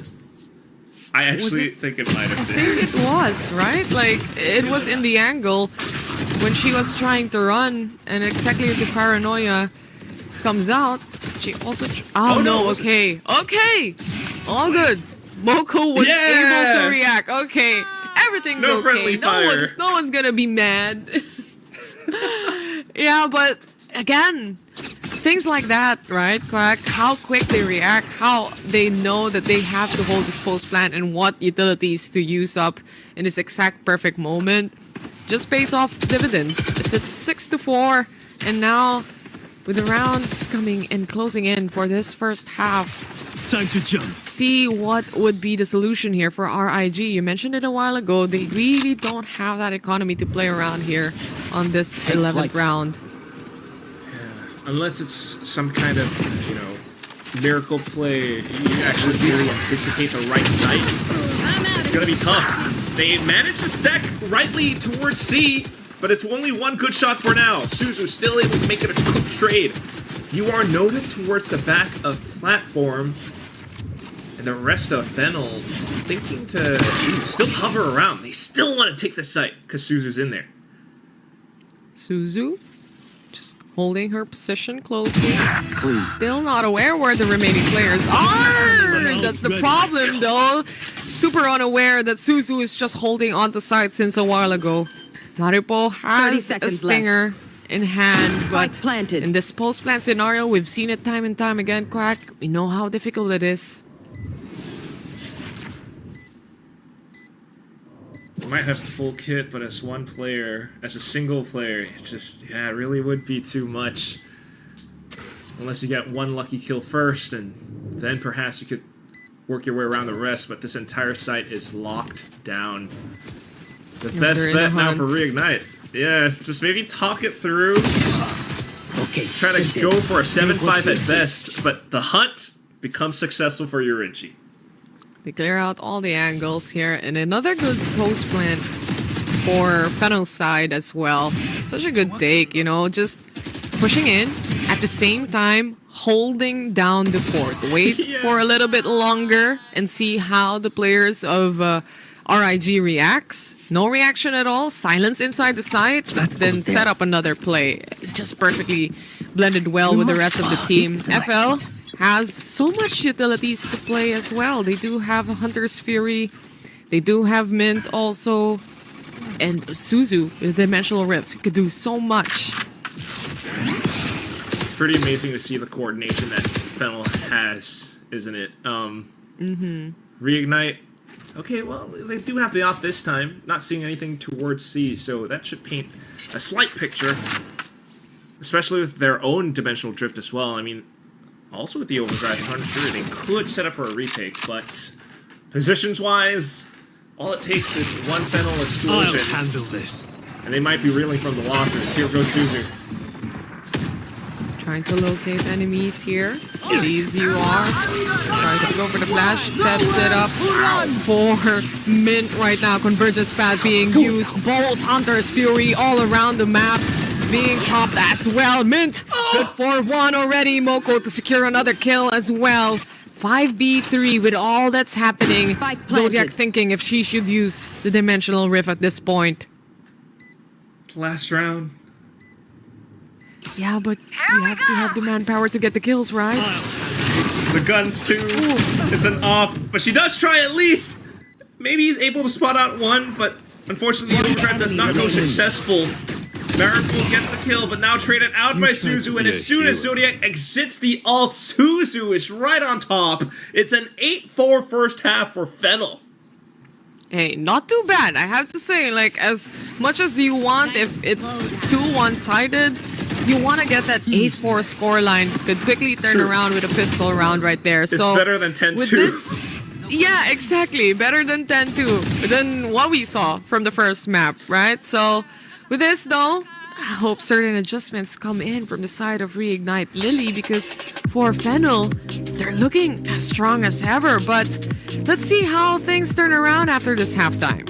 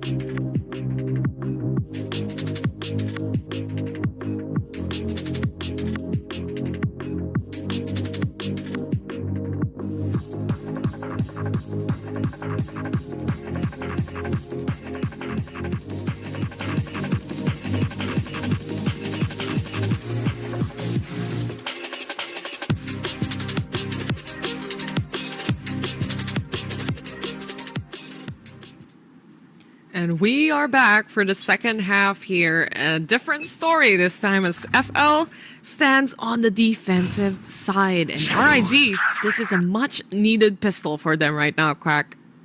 Yeah, they kind of fumbled the ones before, but here we go. Slight C-split getting set up. Worried about the garage trip as well. Things are getting smoked off, but UR's going to make a run for it anyway as the Neon. URNG already inside, so... Oh, but she gets stunned up. And here comes the kills. Frenzy at hand. Moko still able to find one in the midst of all that chaos, and it's 2v3 now for Fennel to try to get a go for it. Fennel, though, they still have 2 remaining players. Mint has been pretty crisp on the shots, especially on that first half. And RIG, they're holding and locking in on their position. They actually want to take up space towards City. One enemy remaining. Neko, though, and also Hakuna loses the battle. They lost all the duel through the smoke. Everything that wrong that could happen just happened, Quack. I have no words. Everything wrong, for real. Everything everywhere all at once. I know. I mean, nothing really at that point, right? It's through the smoke. Unfortunate. What? Look at this. What a shot. Lucky shot coming in from Yamzi, feeling it out. Pre-firing as well. Oh. Whoa, Coach Senpai! That actually is his IGN. Checked on VLR. Okay, good that you cleared that out, Quack. He stood up and, yeah, clearly unhappy, but we'll see how the upcoming rounds go now. You are with the Bucky. Fennel quickly get crashing out. Quickly calling for rotations onto this A site.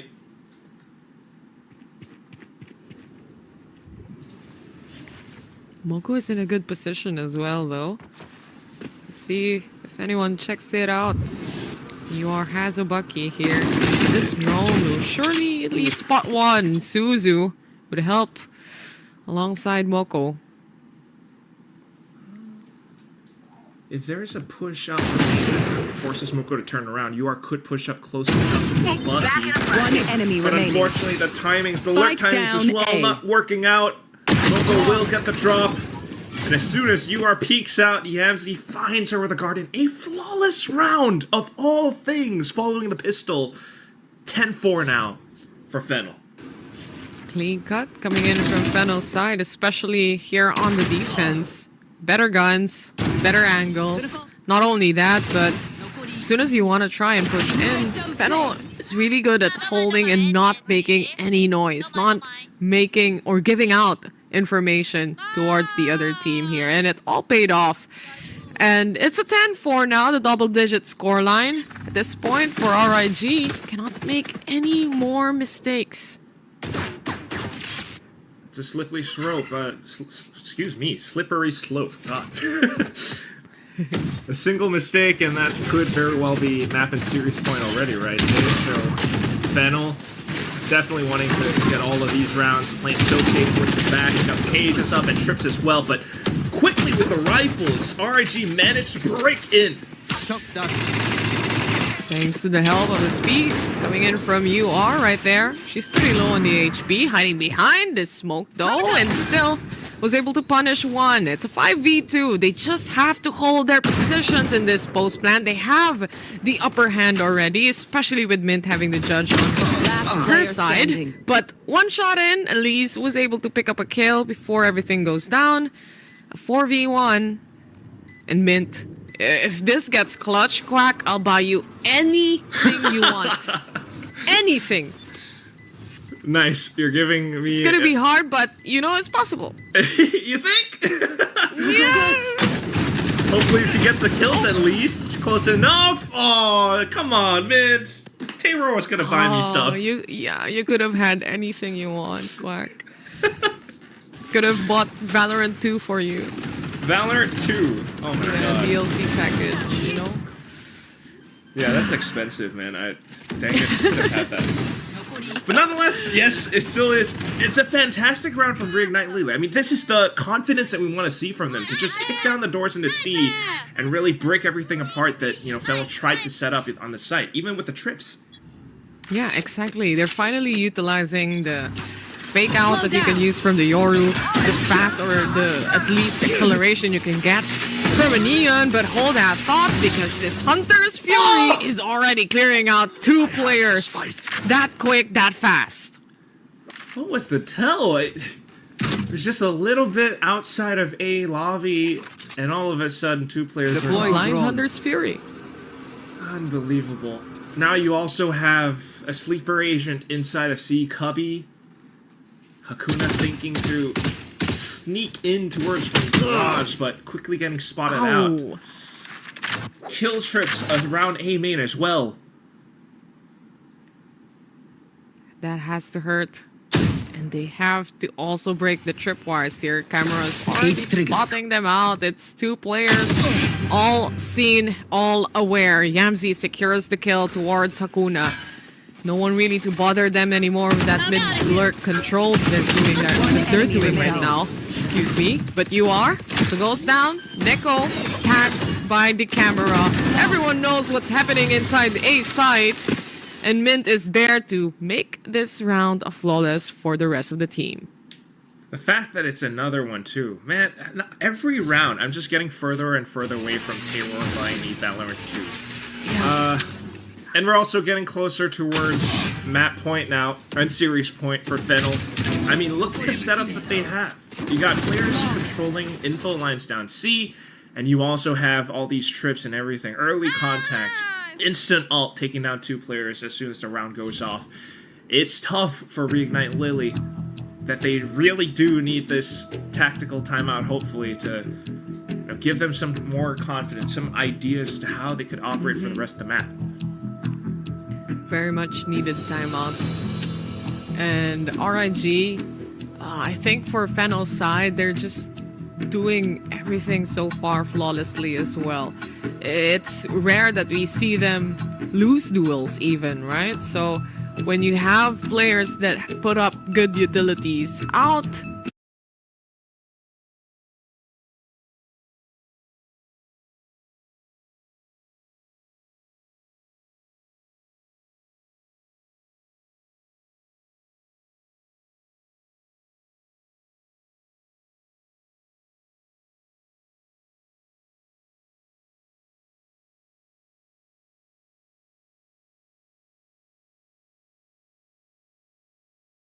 you have players that could trade each other, and then you have players that could shoot heads and get triple.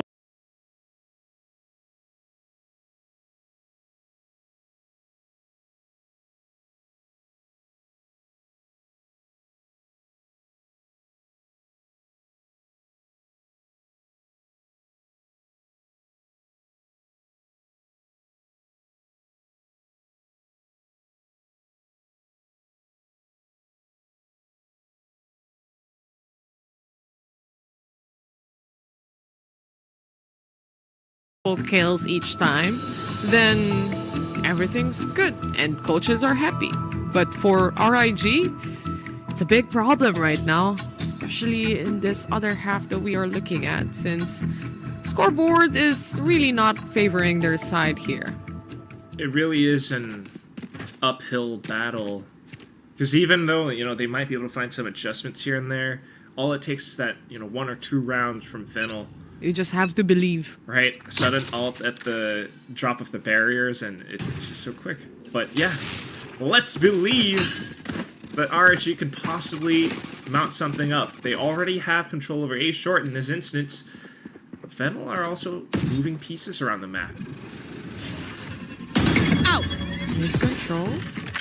Destroying some utilities maybe for the Waylay, but this is something that they've been doing since round number 1, and it's proven effective. They put up a wall now for RIG's side to try and get a control here. With the fake out detecting the trip, everything is all dandy, all safe, and they have full control. But the problem is, they're willing to give out that control and play on that deadly traps. There go those traps as well. Now Fennel beginning to push out. RIG trying to flick upwards as well, but ooh, it's Maripo. She gets a double the stinger until Yorinchi swings out. Numbers game in favor of Fennel as they have reached series point. Bullets not enough to try and get that kill on the final player. Swaps out on the classic, but just too far off. And this round as well, you just don't know where to look at this point. There's just so many enemies. There's another fake out walking inside the site. And for the side of Fennel, they're just on point right now. They woke up and said that, yeah, we want to win Pacific. So hungry for it, right? So hungry for that potential rematch versus Falcon Vega as well. But here comes another try for Reignite Lily. They're throwing it all into this C site. They've got recons towards the back, but what they don't have is this off angle. Hakuna getting some good shots in. Yorinchi and Suzu towards the back though, and they clean house. 13-5. That's the final scoreline of Haven. Fennel take the entire series 2-0. Such a convincing win coming in from the Fennel squad right there. Top seed in Japan, and now region versus region. Japan versus Japan region. In the end, they still stand up, and like the stats, you know, history repeats itself.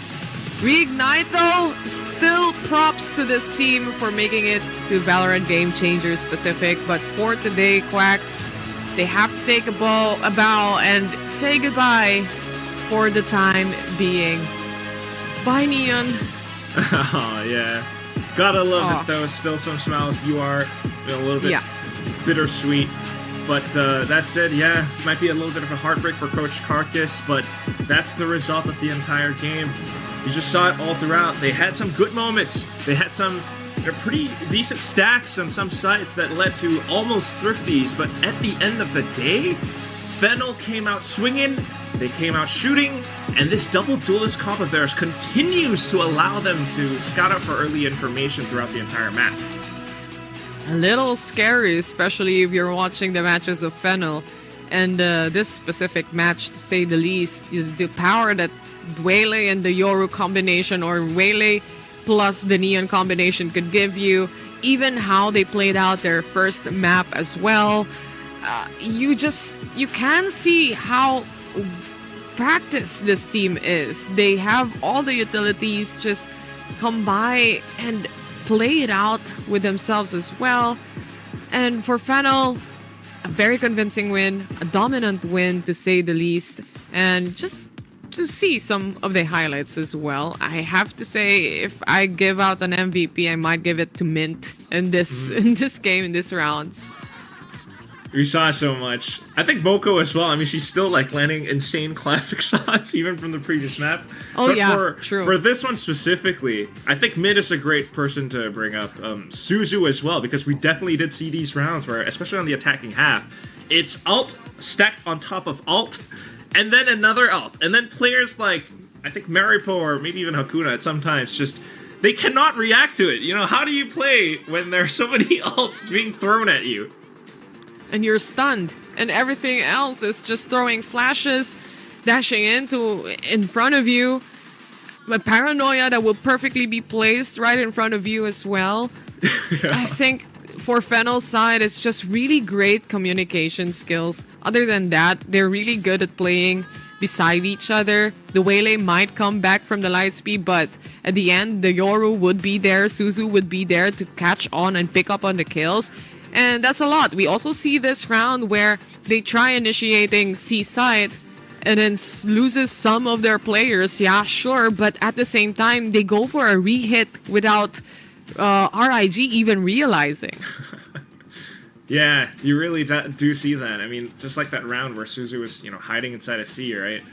It's just so many of these plays, and they're also so, cohesive and being active with each other that it's tough for Reignite at times, but they still make some good attempts nonetheless. We did see good kills come out for some of these players, but once more, at the end of the day, you're gonna see Fennel Hotel Lava. They might have taken that hit from Ninetales yesterday, but today they carry forward, and who knows? There could be some potential rematches or grudge matches against some opponents in the upcoming brackets.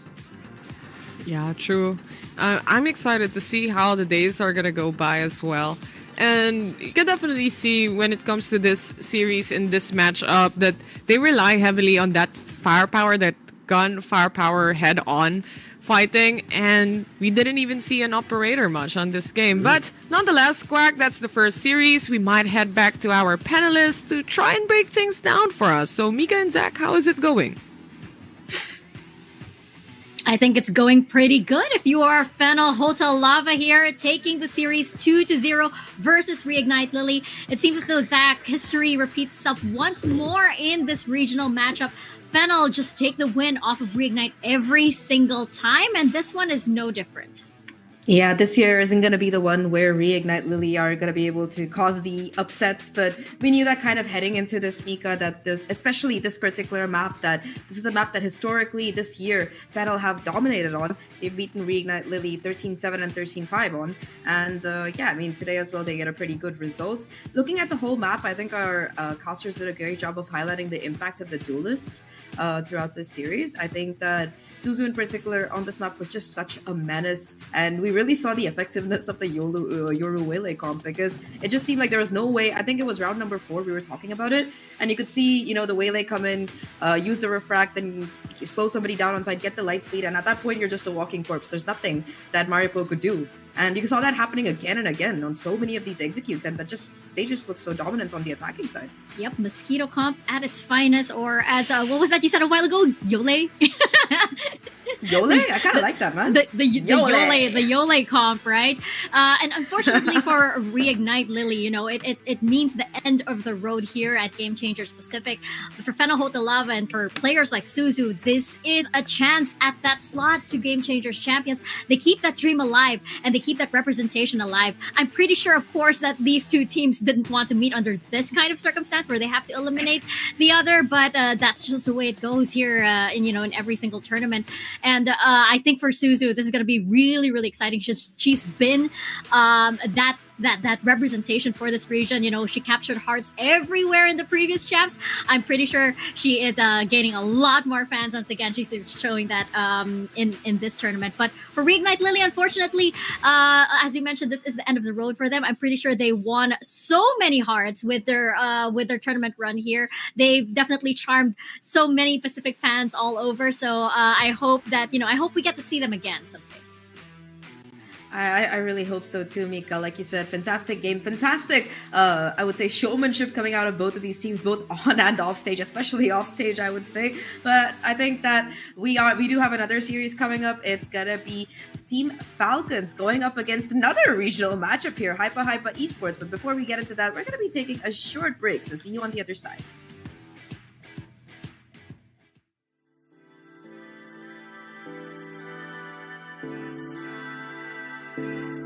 It's just like I noticed something could be a day haunted.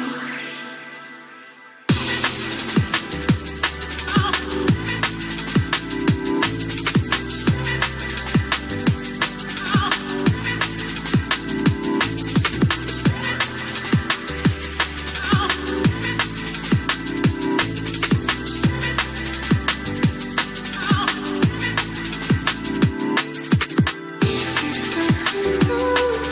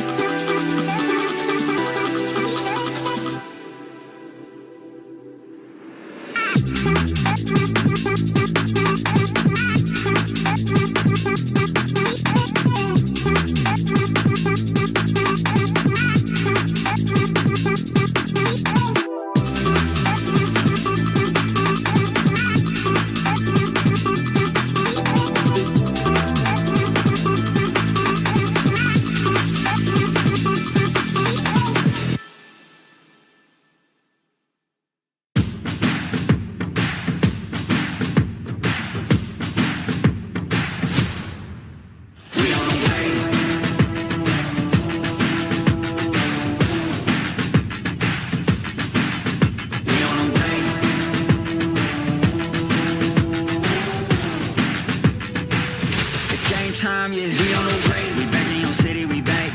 I gotta get to it, in fact. No, never no time to relax. I'm packing the stacks, you packing your bags. Okay, I step on the field, it's a rap. They cannot keep up with the laps. No way. I put their record in a pass, you know it's a fact. Confirming the stats. Game time, game time, game time. They about to step on a landmine. Dialed in like a landline. Don't let them talk, I don't pay them on. Walked in with the mindset. Money line, that's a big bet. Top 10, I'm a prospect. Turn a problem to a profit. Top 10, I'm a prospect. Turn a problem to a we on the way. We on the way. We on the way. We on the way. It's game time, yeah. We on the way. Whole team know the mission. Gotta focus all senses. Gassed up, no omission. Eyes on the vision. Gotta handle business. 100 yards on a play. Big dubs on the way. 2 play, it'll be played. Get up out my face, we are not the same. Get down in the city, I'm back on the base. Gotta get to it, no pain is safe. Running the game, they running away. They running their mouth, you know they are fake. Pick a side, pick a side. Okay, is you on for the ride? Okay, new kid on the block, next up, best up on the rise. New kid on the block, next up, best up. We on the way. We on the way. We on the way. We on the way. It's game time, yeah. We on the way.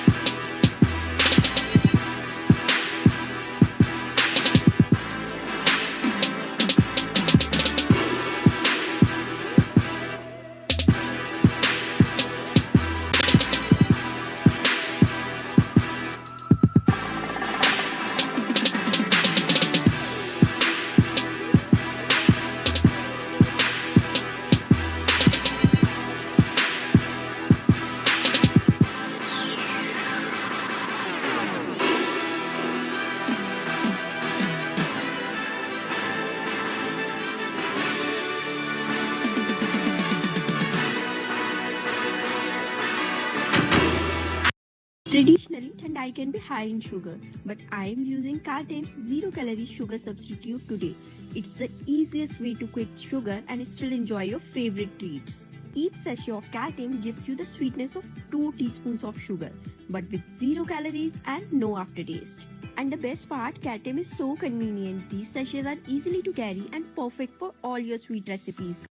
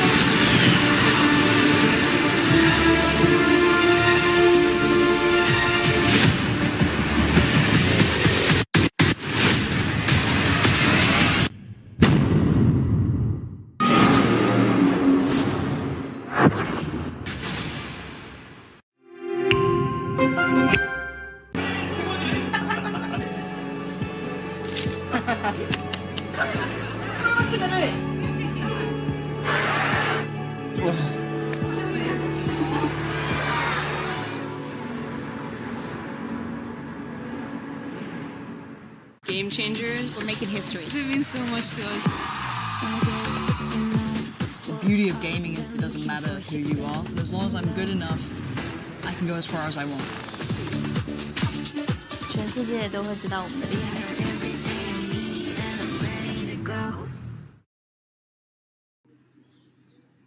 Welcome back to Game Changers Pacific. We're now on to our second series of the day, and it's going to be between Falcons and Hypa. And this is another regional matchup, Zach, and another one that we can expect to be a pretty heavy-hitting one, especially since you have so many big names in this series alone, and this is an elimination match. We know what these girls are capable of. We know the tenure behind all of these names, the experience and the veterancy, and what does going into the lower bracket faced with an elimination match do to all of these players.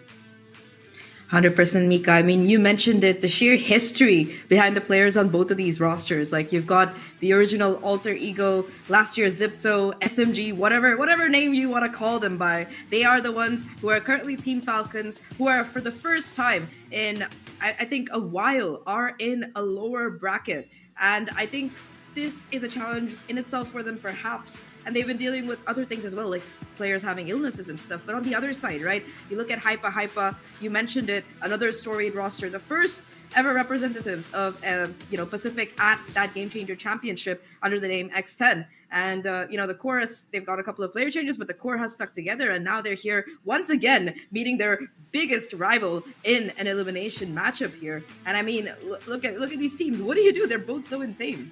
Yeah, exactly. You have Mary as well, who already did win the Game Changers Championship trophy way back in 2022 when she was part of G2. So you just have, so much history within the Game Changers scene itself in this one series, especially for our region. I'm relieved to see in their rivals that we just saw the face mask seem to be off for Falcons. So I think they're feeling better this time around. They were dealing, as you mentioned, Zach, with, some illnesses the past days. Perhaps they weren't feeling 100%. Hopefully they're a lot better now. But of course, coming from the, going into the lower bracket, as you mentioned, Zach, for the first time, that definitely has to be a hit to the ego for these players who, oh, what is lower bracket? We've never been here before.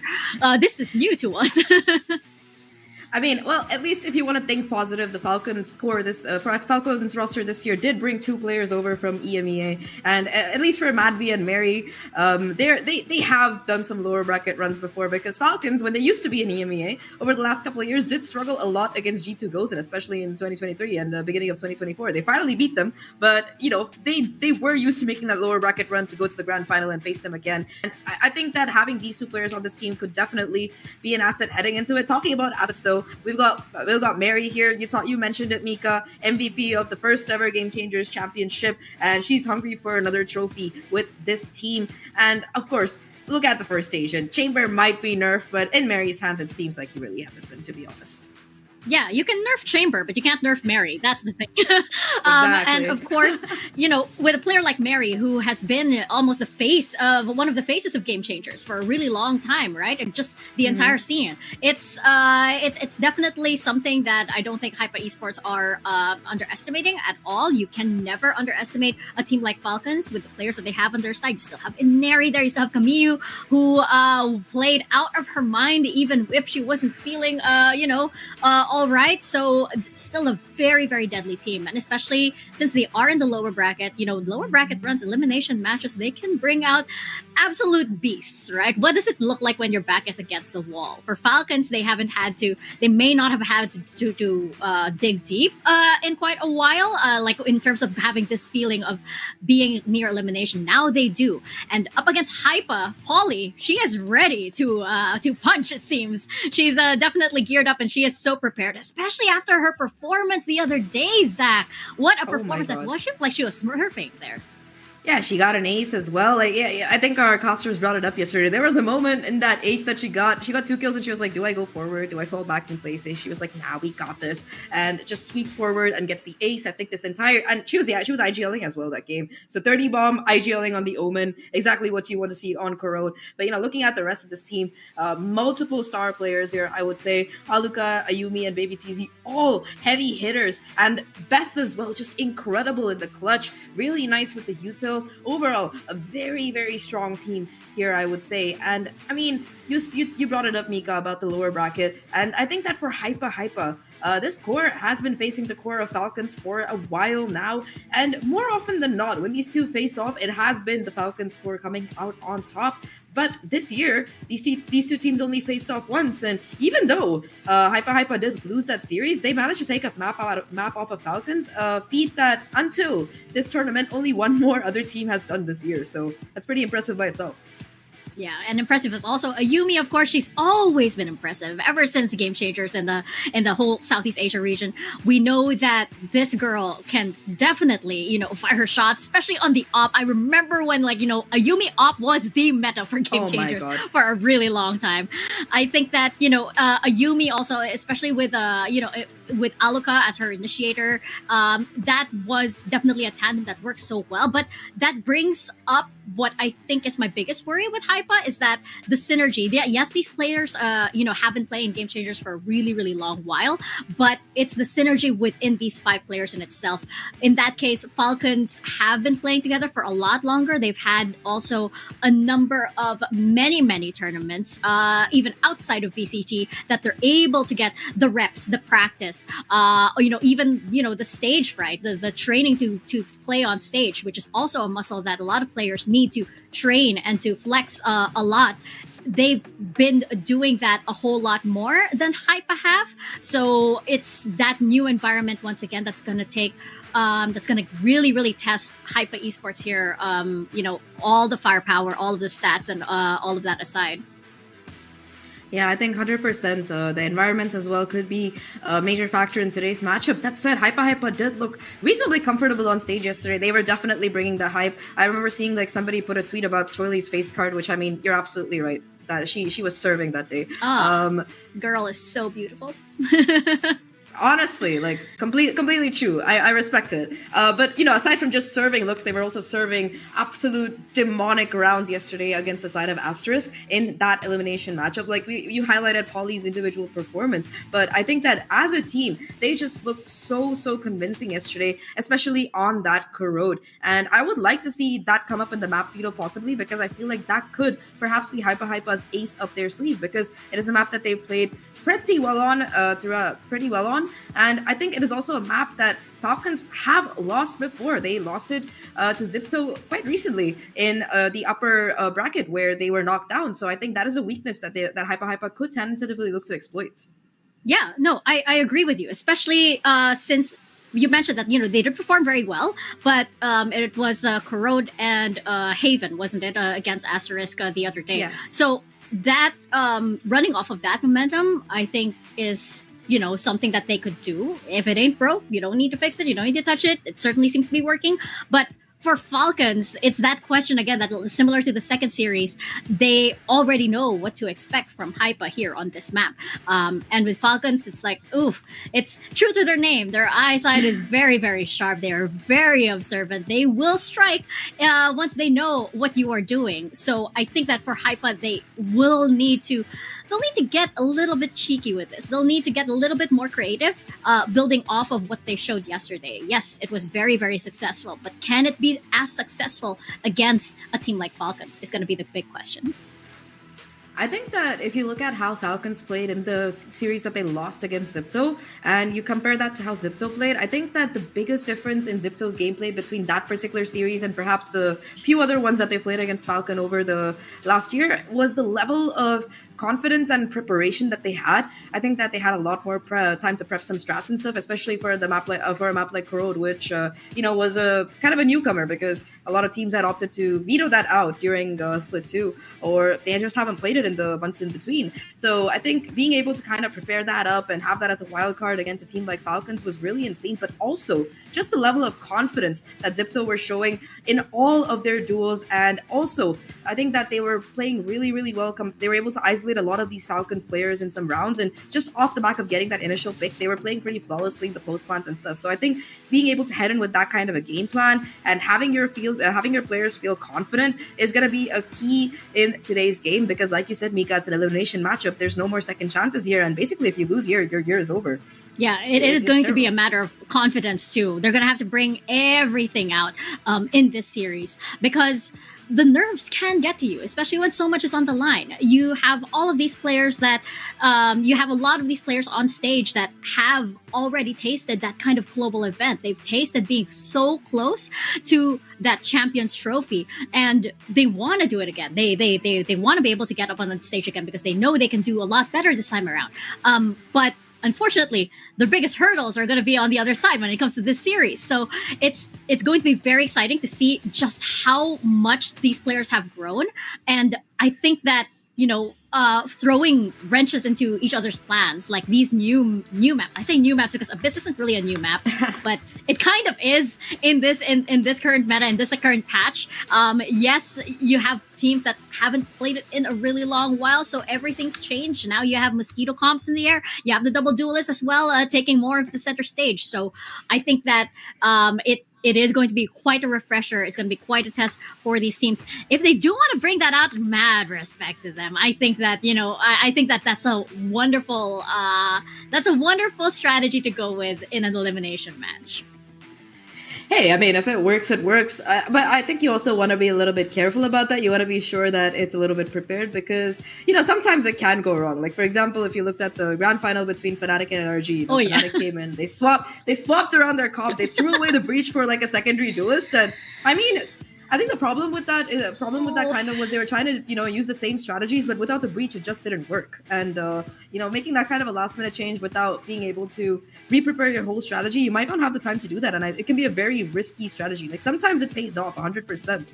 Like, for example, when teams brought in the Waylay during Champions, a lot of people didn't seem ready for the combination. Especially, I think the team that played it really well was DRX. They absolutely popped off with the Waylay and the Yoru in a lot of their maps. So, I mean, if you are able to do it, like, shout out to you. That is insane that, you're able to change your comp, like, just within a day or two and bring it in and dominate. Yeah, so if you can do it, it can be great, but it's also a very risky strat. Yeah, for sure. Oh, glad that Yum Yum was able to take that risk. We're looking for our own version of Yum Yum here. I do think we have a lot of contenders, by the way, on this. But yes, you're absolutely right. Bringing those kind of strategies come with a certain kind of risk. I think that these teams, if out of all of the teams that we have here in Game Changer specific, are the ones to do it.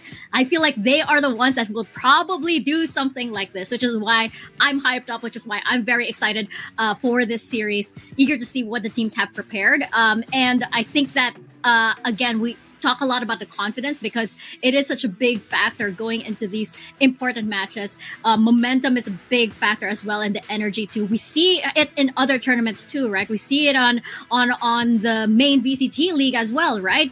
They always talk about how the players need to keep their energy up. We talk a lot about Vibe Merchants. We talk a lot about how everything needs to be positive as well. Even though the rounds might be 11-1, you still need to hype up the team in some way.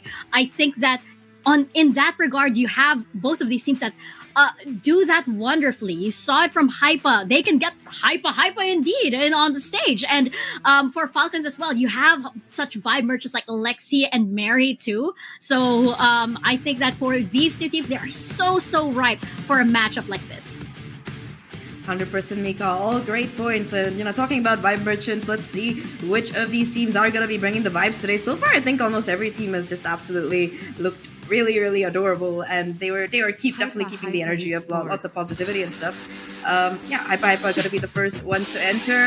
Ayumi leading the charge here, but overall, I mean, this team, they've had their setbacks for sure, but they are so resilient. And I think that this particular tournament run, I think that they are definitely feeling that confidence. And you mentioned that momentum, they have it from yesterday in spades, since they found that very clean and dominant 2-0 victory over Asterisk. So, I mean, if the map veto, if they can kind of like rig the map veto, I think they can set themselves up with at least a comfortable space to play on. But on the opposite side, Mika, here come Falcons, and honestly, I think this might be my favorite esports jacket so far. Yeah, it's definitely fire. I'm happy to see the players are looking a lot better too. With hearts all around. Okay, Alexi. But I think that this team is feeling a lot better compared to the earlier days. I do have to point out as well, mad props to Aluka, by the way, for finding the exact right tie elephant pants to match the colors of their jersey. That's amazing. How did you find that? That's targeted work there. To be fair, it's Bangkok. I think you can find elephant pants in every single color. It's like a national staple. True. That is so true. We have hearts as well from the coaches too. And no rock, paper, scissors this time around? No, it's they mean business this time around, Zach.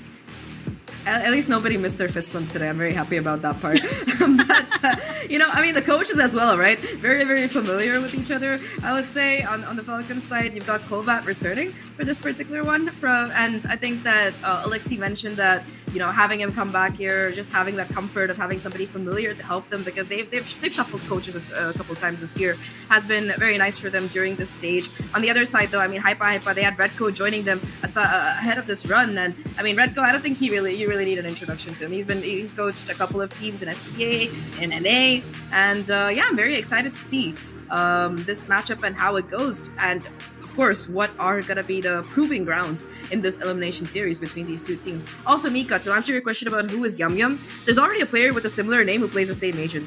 Yume, it's easy. Already, I swear, maybe only Pixel had to trademark that in some way. But yeah, I think that going into this map video is going to be very interesting. Hello, Aneri. Glad to see that you're feeling better. Bisbat, I'm not surprised. But Corrode, here we go. This is exactly what we were talking about here, Zach. And Haven. Oh, this is going to be very fresh for Hypa Esports. Exactly. They found that dominating victory over Asterisk yesterday. And I think this is a map that, again, both teams are very comfortable with. I think that when you look at Corrode, Hypa definitely are feeling very confident on this map. They found a very convincing victory against Asterisk yesterday. And I think in terms of their gameplay as well on it, I think it's one of their better maps because, again, this is a map that Falcons have also demonstrated weakness on before. Maybe they found something in the VOD that they thought they could exploit. Talking about VODs, though, I think one more point to mention here is that Falcons, they had a day to kind of review the gameplay yesterday that Hypa put up on both of these maps. So that could also be another reason why they chose Haven. They could have found something that they felt like they could kind of run over.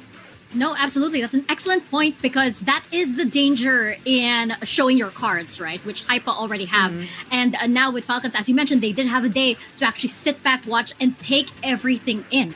The question now is whether they apply that on the stage. What can they do with all of that information that was so wonderfully handed to them on a silver platter? For Falcons, you have all of these players that are just so, they're incredibly experienced. They will definitely know what to do. And they're bringing out this composition here on Corrode now. They're running with the Sage and the Neon. Yeah, just the same comps that both teams have brought to this tournament so far. I think that Hypa were the ones to find the victory, while Falcons lost in overtime. It was very close, but yeah, it was still a loss against Zipto. And I think that, honestly speaking, both compositions work. I would personally lean a little bit more towards the Vice just because of the increased defensive capabilities and the fact that Falcons don't have a flank watcher now, unless, of course, someone manually does it. But either way, Mika, we're getting ready to head into map 1 here. Corrode on the cards. Let's hear from our wonderful casters for today. Quack and Tay, take it away. Thank you so much, Zach and Mika. And Quack, after breaking the hearts of Japanese viewers, it's time to break the hearts of Southeast Asian fans right here because only one team can make it to the brackets. Oh my god, I know, right? Hi, it's me. I'm Southeast Asian fan here also. I can't believe it. We actually do have to say goodbye to either one of these teams, and the fact that it actually might be Falcons is also another, it's a whole other discussion. But here we go, straight into Corrode, and yeah, Vi's Sage, like, I don't know how I'm feeling about this one. It's pretty similar, but also very different. You got Steel Garden and the Res. Ooh. So true, and we're starting off with Corrode as well as the battle of the two heaviest hitters in Southeast Asia, and now here on Bring them down. Lexi has to move back, all the way back. The Prowler doesn't spot anyone, but smokes and the slows to come in and just a little bit of silence throughout the map. Toxins going up. Yeah. Already just, some slight information or pressure from both ends. FLC has info that it could be some kind of a mid-pop coming through from Hypa. But you also have Slow that kind of bought more time. So 3 stack onto B now, but here comes the push.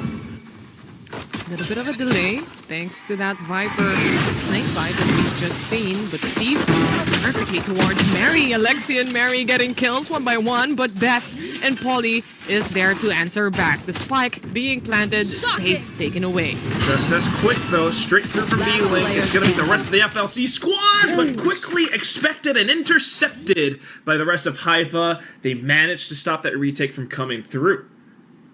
What a reaction coming in from Hypa. I mean, from yesterday's matches already, Quack, we've seen the IGL Poly make some waves already. And again, it's the battle of heavy hitters, right? So we're gonna be looking at really good gunfights here.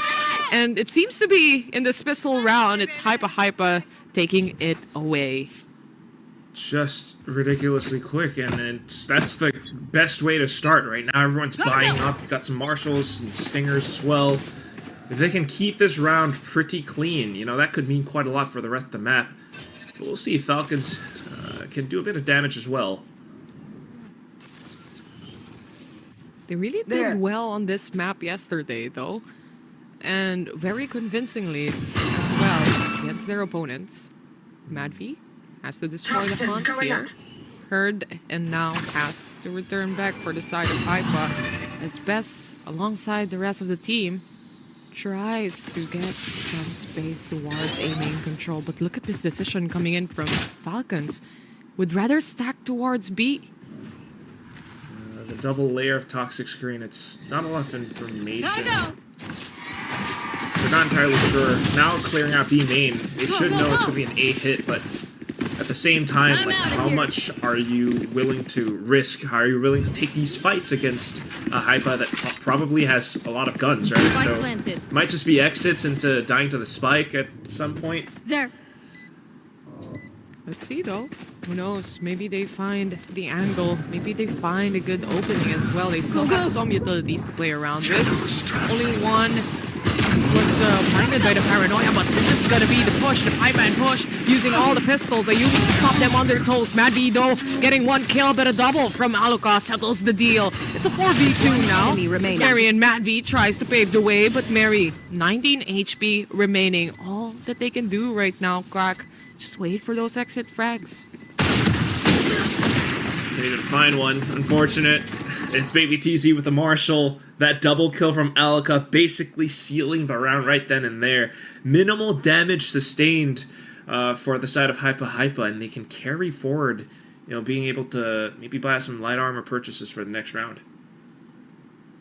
So far, so good, though. Such a good start, especially from the side of Hypa here. And for Falcons, we've seen them a bunch of times, multiple times. But, you know, there's always time for first, right? And this is the first time they're running that lower bracket. So it's going to be interesting if they can deal with the pressure.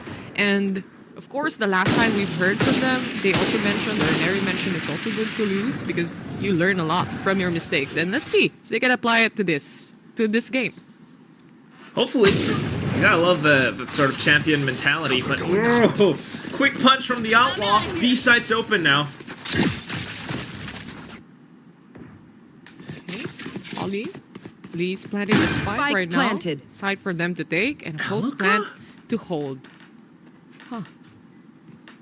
That's a, yeah, really deep lurk all the way across almost the opposite end of the map. Goes undetected, might be able to set up a big flank now. But at the same time, sharp shots coming up from some of the FLC players, namely a Neri from Link. And then you begin to take more space out from Elbow, maybe at the top of Heaven. Gives you more angles into the B site. Making some moves now, Capu. Quick shots, more kills, and all of a sudden it's Alika on this flank, which is not going to be that effective. Sheriff in hand, she tries to take some shots, but Spike gets stuck all the way to the end. Matt V secure the kill as well, so FLC puts one round on the board. Too far off when it comes to that lurk, right? We were also surprised how far she was and trying to wait for any rotations to come in from Falcons Vega, but nonetheless, too late to the party. It was their bonus round, and they only successfully take down 2 coming in from FLC. But with Falcons Vega having this round and also being able to buy coming on to the next, it's gonna be a lot more scary. But look at this, an operator in the hands of Polly.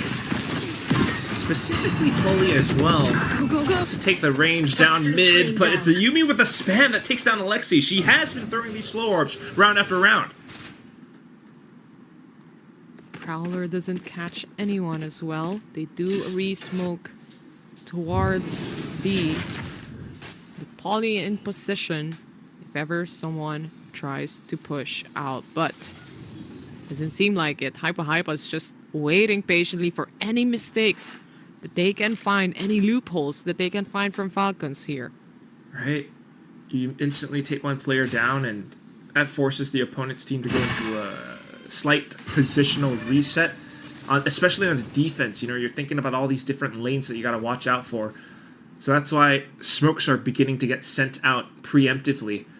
But still, not seeing, not hearing too much. You kind of almost want to have Mad V tossing out her haunt just in case now, but it's still so dangerous, so risky. She's hearing the neon. 30 seconds left. Remove me. Here. And of course, getting one kill down. A quick trade coming in from Bess to at least make things a lot more even. Camu just in the perfect spot, the perfect crosshair placement, and Neri to catch that trade as well. Trades after trades, and now we are down to a 2v1. 10 seconds remaining. 10 seconds left. Plant the spike, and Polly still has that operator on her hand. No choice. She has to. It's over. Yeah, there was not much else that you could do, especially with the op, right? Maybe you would have wanted to spam through the smoke, but unfortunate. And can you believe it? Like, that's how FLC actually comes in to hold back the site. They were so quick on the rotations thanks to the fact that Mary's a neon. But it's also the shots that were landing so accurately down these straight angles. It's an Ares as well coming out. And it's just so successful at tying up the score now. So we'll see if Hypa can actually, do too much. And Neri now with the up. Swap now. Let's see if the shot will be taken. Not today, says Polly as she shuts her down. Ayumi from behind. And Madvi to react as well on side. 4v3 scenario. Utilities being thrown. A little bit of a ceasefire as players from Hypa is now planning the spike as well. They had a Nightfall, but no real chance to use it. Such quick contact. Instead, it's the opponent's Nightfall now on the attack that gets sent out just to try to delay this retake. Nightfall back in, though, possibly from Mad V. Need to find the right angle for it. One enemy remaining. Best taking down two. Kamiyu, a little bit of a surprise there. It's a thrifty round coming in from Hypa. And what a round, right? You just see them swinging against each other, getting those kills, a double kill, but there would be another trade from behind as well. And especially with Polly securing that kill on that operator really opened up the entirety of the site. Truly, it's just all of these quick executes and all the utility being dumped in. Tough for Falcons to react to. These new maps for Falcons, truly. It's tough for them to find plans around their opponent's game plan because they haven't really seen too much of it, apart from yesterday's one, perhaps. Right now, maybe some quick B-main pressure, but also the Vice wall. Polly with a quick snap. And no one even to answer back, thanks to the wall of the Vice. They lose Inari here, no more overdrive, but they do have Mary on the Vandal as well. Polly just holding on to positions. And we've seen this from the previous rounds, and they know that Falcons have that tendency to be aggressive as a team. They're patiently waiting for it. Yeah, pushing out, so Polly holds the rest of the team down bottom middle as well. It's only a matter of time before, perhaps the rest of Bess and this squad towards the Alpha site begin to scale up. Then you gotta worry about perhaps Alexi holding this angle from A-Link, but again, the gun's not truly supporting FLC in this round. So as soon as the smokes come up, it's just a simple waltz with heads held together into possibly a quick A plant. FLC might have to hope for exits now. Let's see what kind of dance they can bring to the table here. Mary still has that Vandal, so there's still that possibility of good gunfight initiation coming in from FLC's side, but of course, with Hypa's positioning, let's see if someone checks Baby Easy. Freely getting that kill. No one next to her. Now the lineup. Ayumi, though, wasn't able to answer back, and they find value on that Vandal. It's a 4v3 scenario right now. Madvi still has a C's to use. Baby TZ, though, so much value in this position. One enemy remaining. Get a quick go for it, too. Now it's just Mary pinned down into the corner as the spike ticks away. Alika goes for the swing, and the round quickly, swiftly picked up by Hypa. A little bit sweaty games that we are looking at. Yeah. It's tense. Intense, truly. Especially look at this. The slide in from Inari. You have the overdrive online. She was confident to swing. But Polly just on point with the shot. Expecting exactly that. It's just so quick, too. Not to mention that little position that Baby TZ was holding towards the back that kind of left unchecked. Kind of bites FLC back in the end. So needing to truly learn from a lot of these rounds now. They have to put together a quick plan, and that's hopefully what this timeout is for from Coach Callback. Because if not, you lose this first map and you go into Haven, that's where you start to wonder as well, right? How successful can FLC be? Because Hypa, they've also shown successful reps on maps like Haven. Down to the coaches as well. A little bit of a talk and a little bit of a cleanup on how they play as well. And as early as now, we're seeing a timeout coming in from FLC. When does this happen, right? So again, for the time being, we see an operator in the hands of Inari finally. And for Hypa, they do have some big utilities to use here. They have a Viper Spit now, so which would be great for their post-ban scenarios. Ayumi also has that overdrive if ever they need to entry a site. So let's see how it goes. How will FLC answer back? And so far, Hypa has been kind of anticipating FLC's moves.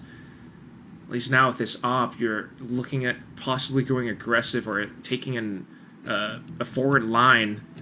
But if Hypa anticipates that, like, things could go south really quick as well.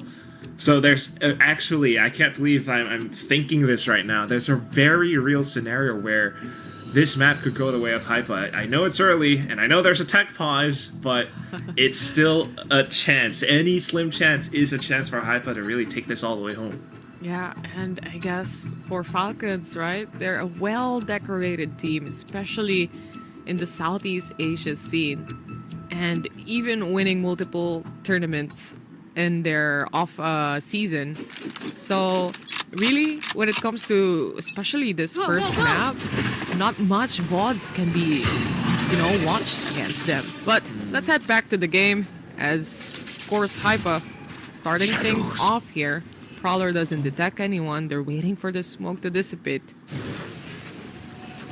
As soon as that drops, right? 4 players on the other end. FLC has to be sharp on their shots here. It's going to be the paranoia that supports, but Camille, okay, not bad onto 1. Mary with the trade. And then for the rest of Hypa, kind of reset. And Mary's still taking this line down B, which makes it tough for Baby TZ to lurk forward. The operator pushing a little bit more. Neri in position here. But for the rest of Hypa, little bit of a rotation. Heading towards B, but they might be spotting out Alexi anytime soon. They have 45 seconds to play around this map as well. But it's gonna be, I think, chaotic unless they spot this Sage or this 2 players holding the spike also gets caught. It's just so unsettling, right, Tay? 30 seconds left. I just don't know what's gonna happen. You cannot even estimate what's gonna happen right beside her. Oh, God! Exactly like that, and Neri just disappears. One enemy remaining. There might be a tech issue there. Yeah. But the round's still continuing. It's on to Alexi, who made the right choice to kind of play it safe down the top middle instead, but into the smokes. Polly just turns around, and we'll see what the call will be from the refs, but right now it's a round for Hypa. Yeah, it's kind of impossible to see Madvi just standing there, right? Or, I think Mary was it. Unfortunate. But, okay, let's see what will happen when it comes to this round as well. So far, though, I have to say, Quack, sweaty games. Yo, for Nothing real. else to say about sweaty games. Truly a tense moment, I think, and kind of like what Miko was mentioning from before. You know, I was kind of thinking, yeah, I'm sure they've dug deep before. They've played against tough opponents. They've, you know, had that feeling of, am I gonna lose before? But probably not like this. Not in a stage as early as Game Changers Pacific, where they actually get sent to the lower bracket. So not as bright and smiley as before, and not to mention they're recovering from illnesses too, but we'll see. The round continues forward. There is no rollback. And now they have to go into the next round with a weaker bye. Gotta go! That's happened mid-round, but anyway. We have some sheriffs in the hands of the players of Falcons here. Alexi has a res available as well. Of course, with how the economy is going, it's not looking too bright that we're going to be looking at big utilities to be used right now. Smokes towards A main here as the other players of Falcons wrap around already and waiting. When they come in, the stun, the relay ball just perfectly plays in a complete massacre. A flawless round for Hypa. Oh, we gotta see that again. It's just so quick. I mean, unbelievable coming out from Hypa. It's a clear bait and switch setup coming out from FLC, but one that Hypa expects. Initial point of contact, there was a slow hero there.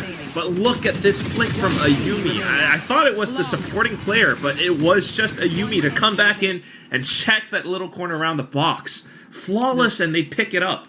The spray transfer, right? So it is a little scary for the side of Falcons right now as the score definitely racking up towards Kaiba. Relay vault. Oh no! Unfortunate